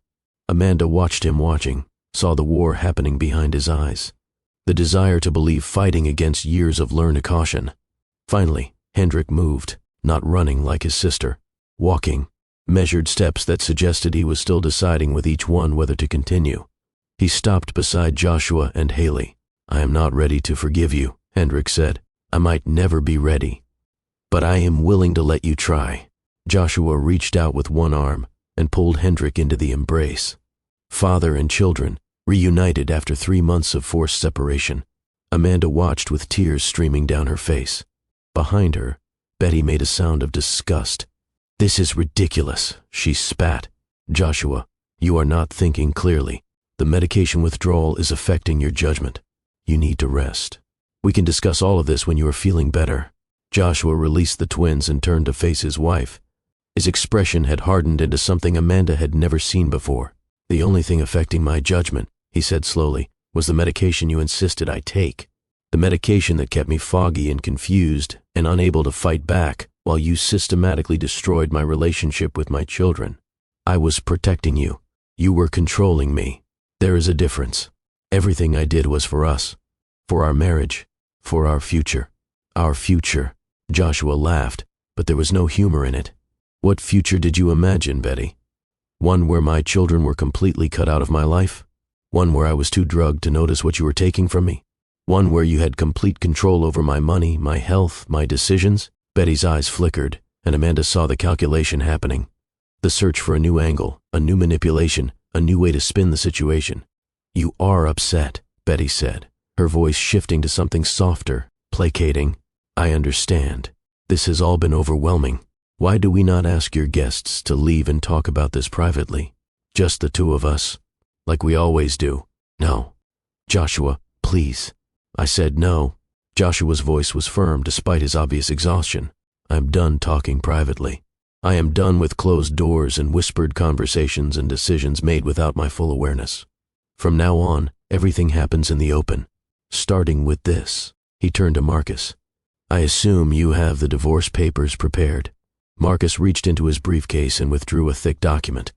"Filed this morning," he said, "along with a motion to freeze all joint accounts pending investigation of potential financial impropriety, and a request for a full audit of your medical records over the past 8 months. Betty went pale. "You cannot do this," she said. "We have a prenuptial agreement." "I have rights."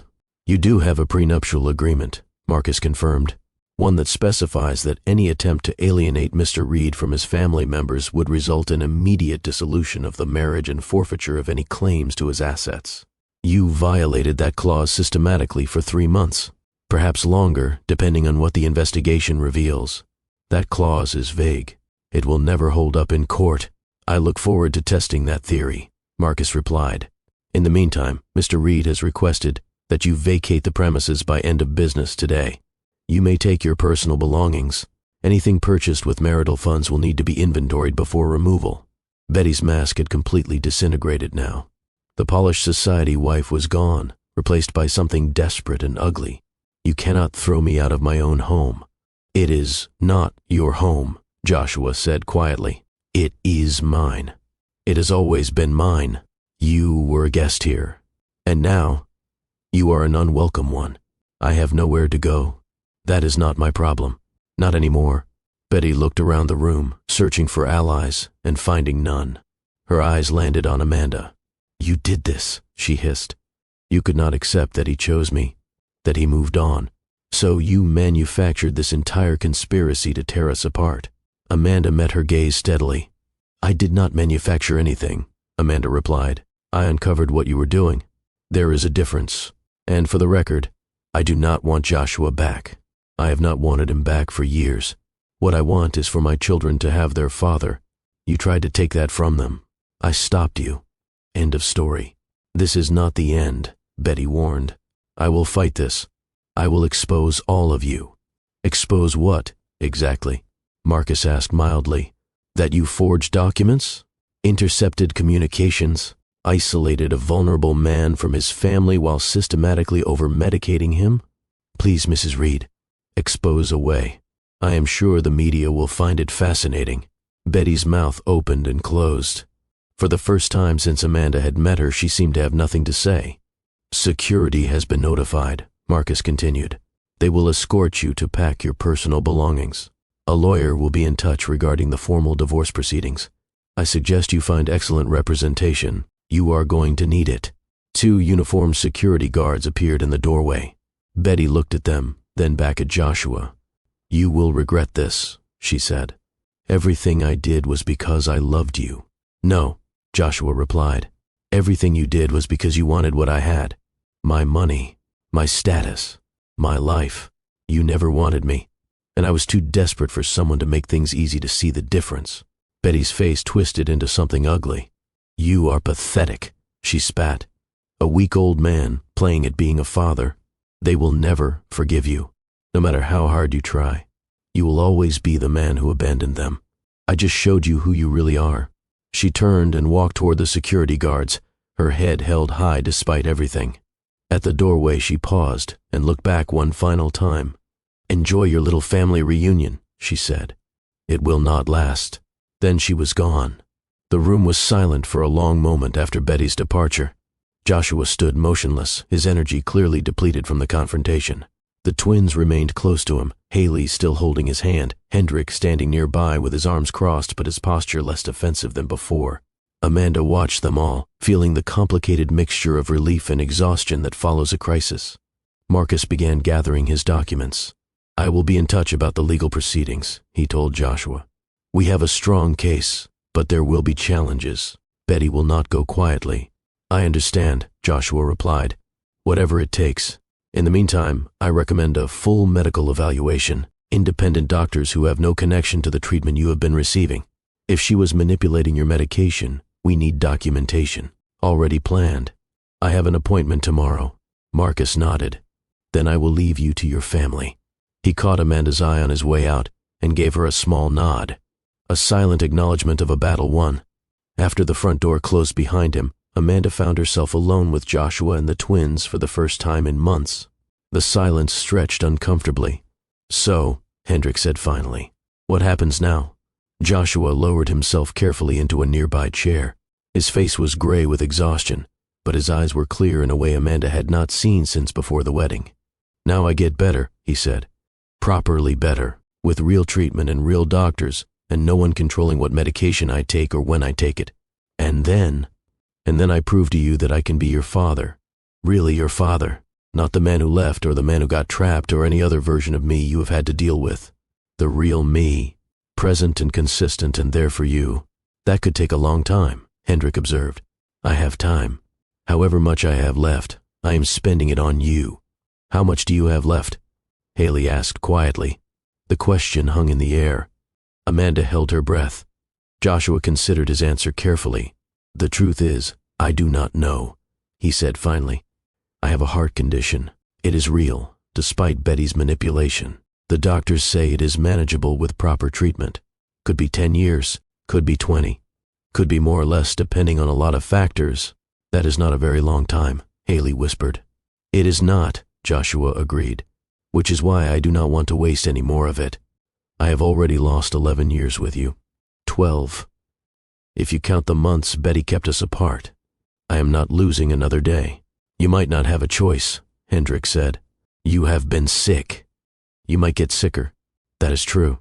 But here is what I have learned in the past 3 months. Time is not the only thing that matters. Presence matters. Quality matters.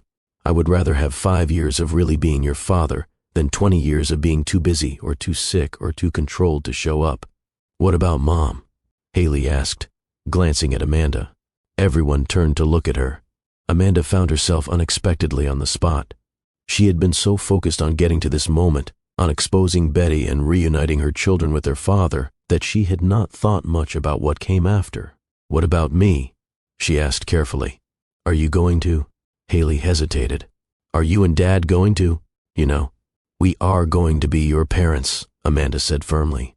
"Beyond that, I do not know. This is not the time to discuss relationship complications. Right now, the focus needs to be on Joshua's recovery and on rebuilding his relationship with you.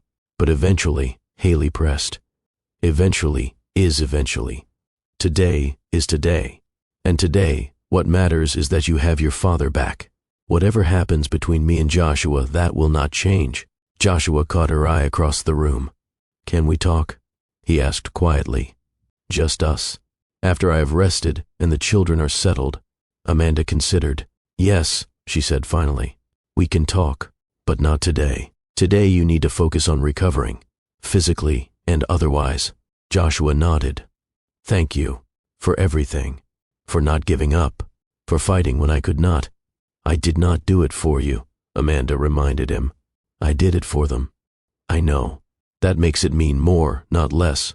Amanda felt something shift inside her. Some wall that had been standing for years developed another crack. She pushed the feeling aside. There would be time to examine it later. Right now, there was practical work to be done. You should not stay here alone tonight, she said. Not after everything that has happened. Do you have someone who can stay with you? I can call my assistant. She has been worried. She suspected something was wrong but could not get through to me. Good. Do that. And make sure someone monitors your medication. We do not know exactly what Betty was giving you or what the withdrawal effects might be. I will be careful. The twins need to come home with me tonight, Amanda continued.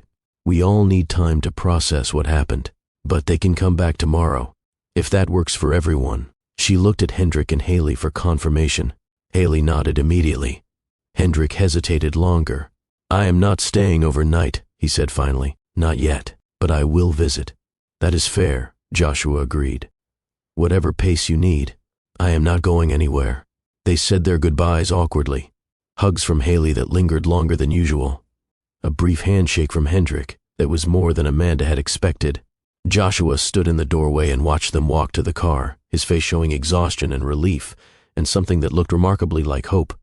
The drive home was quiet at first. Haley stared out the window, processing.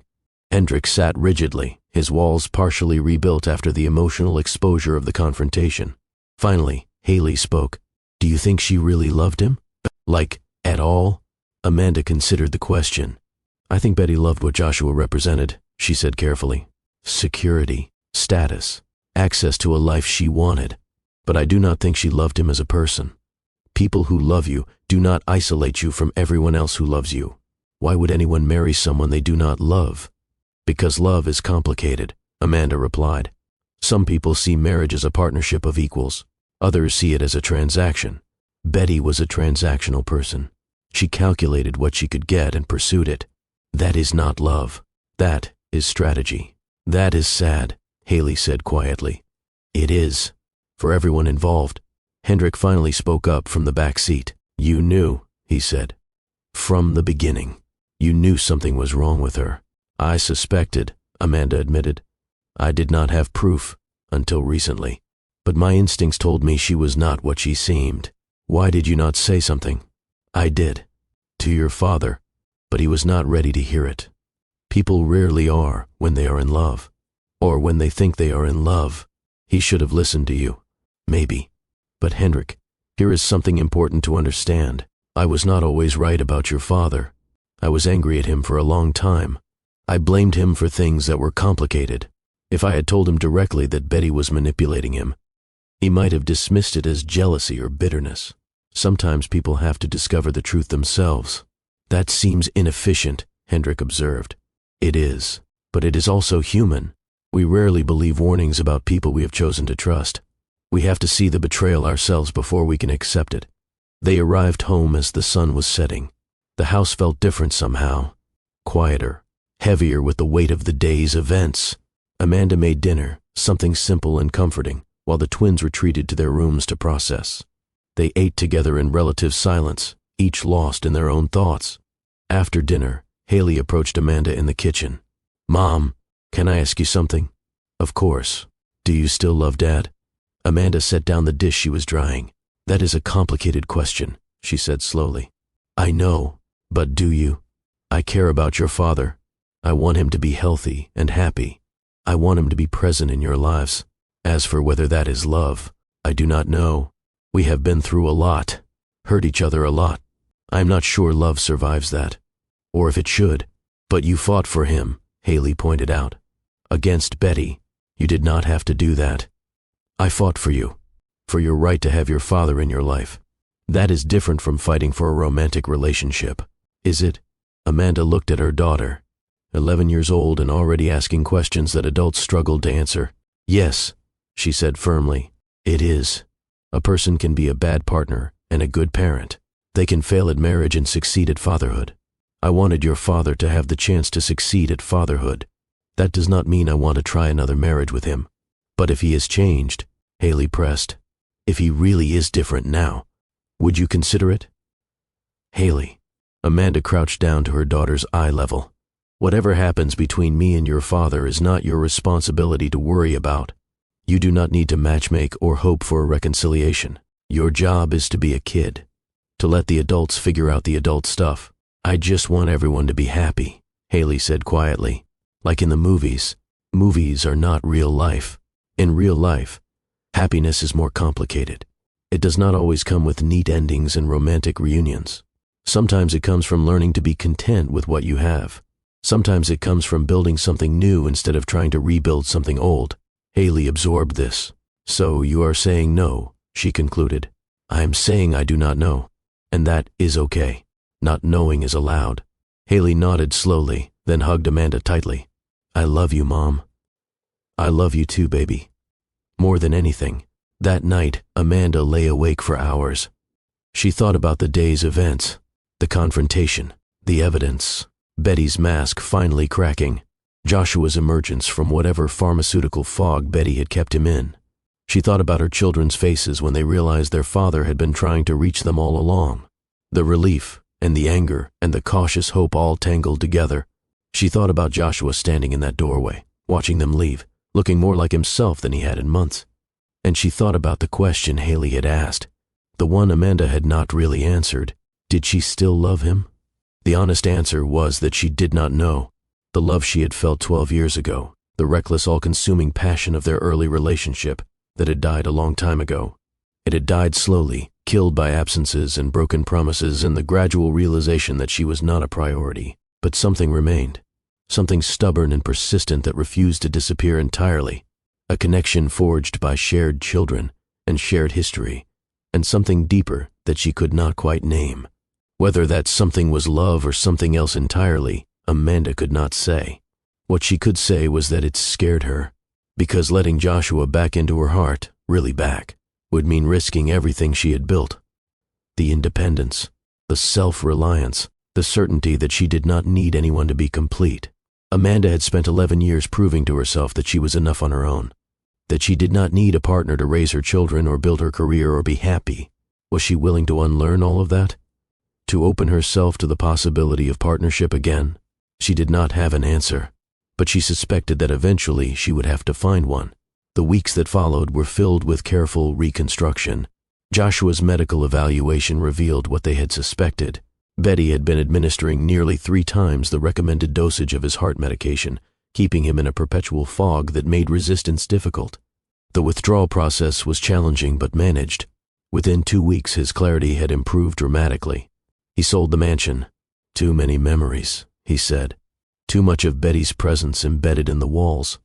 He bought a smaller house closer to Amanda's neighborhood, a craftsman-style home with a garden and room for the twins to stay over when they were ready. The visits started slowly, supervised at first, with Amanda present, then gradually extending as trust rebuilt. By month 2, the twins were spending weekends at Joshua's new house. By month 3, Hendrik had started calling him Dad again without the quotation marks his tone used to imply. The divorce proceedings were ugly but conclusive. Betty fought viciously for assets she had no right to claim, but the evidence against her was overwhelming. The forged letters, the intercepted calls, the medical manipulation. One by one, her arguments collapsed. In the end, she walked away with nothing but her personal belongings and a reputation in tatters. The society circles that had once welcomed her closed their doors. The friends who had enabled her isolation of Joshua suddenly remembered prior commitments whenever she called. Amanda did not feel sorry for her. She felt nothing at all. Joshua's recovery was physical and emotional. He started therapy again. Real therapy this time, with a professional who was not selected by Betty. He worked through the trauma of being controlled, the shame of not recognizing it sooner, the guilt of what his manipulation had cost his children. He shared some of this with Amanda during their weekly conversations. Not everything, but enough. I keep asking myself how I did not see it, he said one evening. They were sitting on Amanda's porch while the twins did homework inside. The signs were there from the beginning, but I was so desperate for someone to make my life easy that I ignored them. You wanted to believe, Amanda replied. That is human. It is also stupid. It is also human, she repeated. We have all believed things we should not have believed, trusted people we should not have trusted. The question is not whether we make those mistakes. It is what we do after we recognize them. What I did was let my children be hurt again. After I had just started fixing things, you did not let anything. You were manipulated, drugged, isolated. You fought back as soon as you could. It was not soon enough. Amanda considered this. Maybe not, she said honestly. Maybe nothing would have been soon enough. But here is what I know. You are here now, fighting now, showing up now. That matters. Not as much as showing up from the beginning would have mattered. But it matters. Joshua looked at her with an expression she could not quite read. You have forgiven me, he said. Not a question. I have accepted you. Amanda chose her words carefully. Forgiveness is a bigger word. I am not sure I will ever fully forgive the years you were absent, the hurt you caused our children. But I have accepted that you are trying to be different now, and I have chosen to let you try. Is that enough? For now? Yes. For forever? I do not know. We will see. They sat in comfortable silence for a while. Amanda, Joshua said finally, can I ask you something? That depends on the question. Do you think there is any chance? For us? Not now. Maybe not ever. But is there any possibility in your mind? Amanda had known this question was coming. She had been preparing for it, turning possible answers over in her mind, examining them from every angle. I do not know, she said finally. Honestly, I do not know. Is that a no? It is not a no. It is also not a yes. It is I do not know. And I need you to accept that uncertainty without pushing for more. Joshua nodded slowly. I can do that, he said. I am not in any position to push for anything. I am just grateful you are speaking to me at all. Good. Keep that gratitude. It looks good on you. He laughed. A real laugh. The first one she had heard from him in a long time. The months continued to pass. Joshua's health stabilized. The twins' visits became routine. Hendrick's walls continued to lower. Haley's light fully returned. The family they were building was not conventional, but it was real. Amanda found herself looking forward to Joshua's presence in ways she had not expected. The family dinners he cooked at her house, the school events they attended together, the conversations on her porch after the twins were asleep. She started to remember why she had fallen in love with him in the first place. The intelligence, the humor, the way he listened when she spoke, the genuine effort he put into understanding their children. But she also remembered why it had fallen apart. The absences, the broken promises, the consistent choosing of work over family. The man before her now seemed different, seemed changed. But Amanda had believed in change before, and she had been burned. 1 year after the confrontation at the mansion, Joshua took her to dinner. Just the two of them. No children, no agendas, just a meal at a quiet restaurant where they could talk without interruption. I want to tell you something, he said after the main course arrived. But I need you to let me finish before you respond. Amanda nodded. I have spent the last year proving that I can be a consistent father, Joshua began. I think I have succeeded at that. Not perfectly, but consistently. The twins trust me again, or at least they are learning to trust me again. He paused. What I have not done is pursue you, he continued. I have not asked for more than co-parenting. I have not pushed for reconciliation. I have respected the boundaries you set. You have, Amanda agreed. But here is the thing. Joshua met her eyes. I want more. I have wanted more since that first dinner at your house after Betty left. Probably before that. I want to try again. Really try. With honesty and commitment and everything I should have given you the first time. Amanda felt her heart rate increase. I know I do not deserve another chance, Joshua continued. I know I have used up all the chances a reasonable person would give. But I'm not asking you to decide right now. I am just asking you to consider it, to think about whether there is any version of the future where you and I could be partners again, not just co-parents, partners." He reached across the table and took her hand. "I love you," he said simply. "I never stopped. I just lost my way for a very long time. And now that I have found it again, I want to walk it with you. If you will let me." Amanda looked at the man across from her, the gray in his hair, the lines around his eyes, the sincerity in his expression. She thought about the walls she had built, the protection they offered, the isolation they created. She thought about what Elena had said months ago, that walls could become prisons, that protecting yourself from pain meant also protecting yourself from possibility. She thought about her children, how happy they were with both parents present and engaged, how much healthier they seemed with a father who showed up. And she thought about herself, about whether contentment was really enough, about whether she was brave enough to risk her heart one more time. The answer surprised her. "Yes," she said quietly. Joshua blinked. "Yes? Yes, I will consider it. I am not promising anything. I am not saying yes to a relationship, but I am saying yes to possibility, to exploring whether there is something worth rebuilding here." A smile spread across Joshua's face, not triumphant, hopeful. "That is more than I expected," he said. "That is all I can give right now. Take it or leave it." "I will take it. Absolutely, whatever pace you need." They finished dinner with lighter conversation, plans for the twins' birthday party, updates on Joshua's health, Amanda's expanding business. But underneath the small talk, something had shifted. A door had opened, just a crack. But sometimes a crack was all you needed. As we approach the end of this story, I need to speak to you one final time. We have traveled far together, you and I, through abandonment and survival, through manipulation and confrontation, through the slow, painful work of rebuilding trust that was shattered not once, but twice. Amanda's journey is not over. Joshua's transformation is still ongoing. Hendrik and Haley are still learning what it means to have a father who stays, but the hardest part is behind them. The villain has been defeated. The truth has been exposed. The family is finding its way back to each other, one careful step at a time. What happens next is the work that does not make for dramatic storytelling.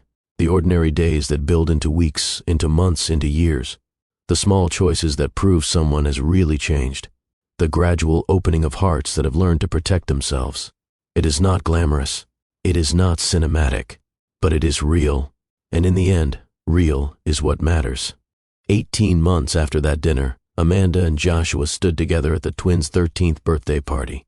Not as ex-spouses forced to share space.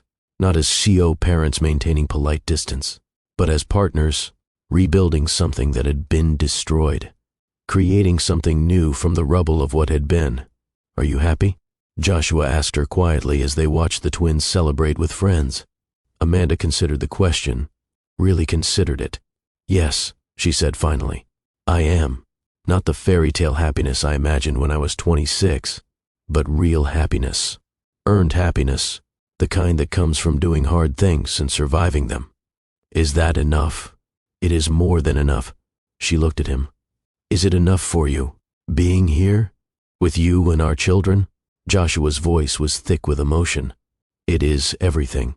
It is more than I deserve, and I am going to spend whatever time I have left proving I am worthy of it." "Actions," Amanda reminded him. "Not words, always." He took her hand. She led him.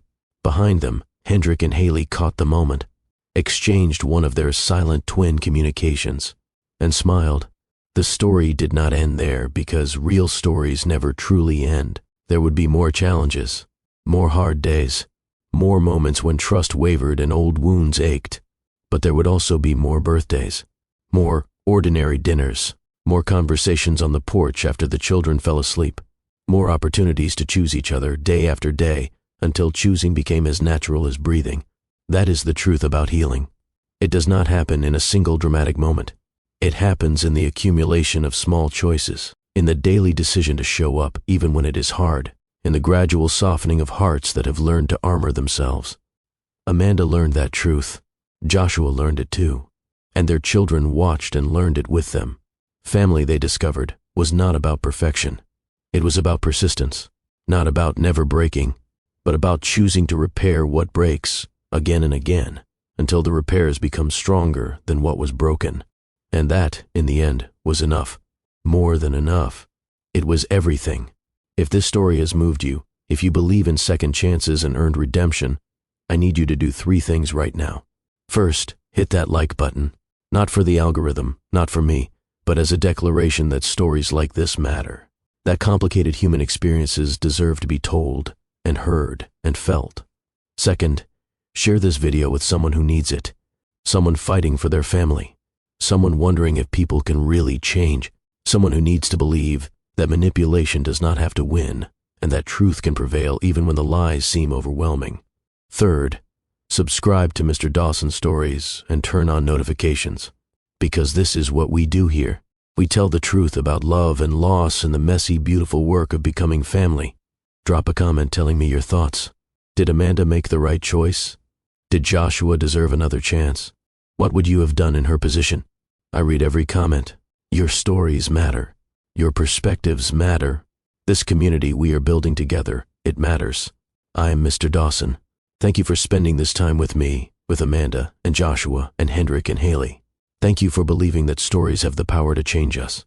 Until next time, remember this truth. The strongest foundations are not the ones that never cracked.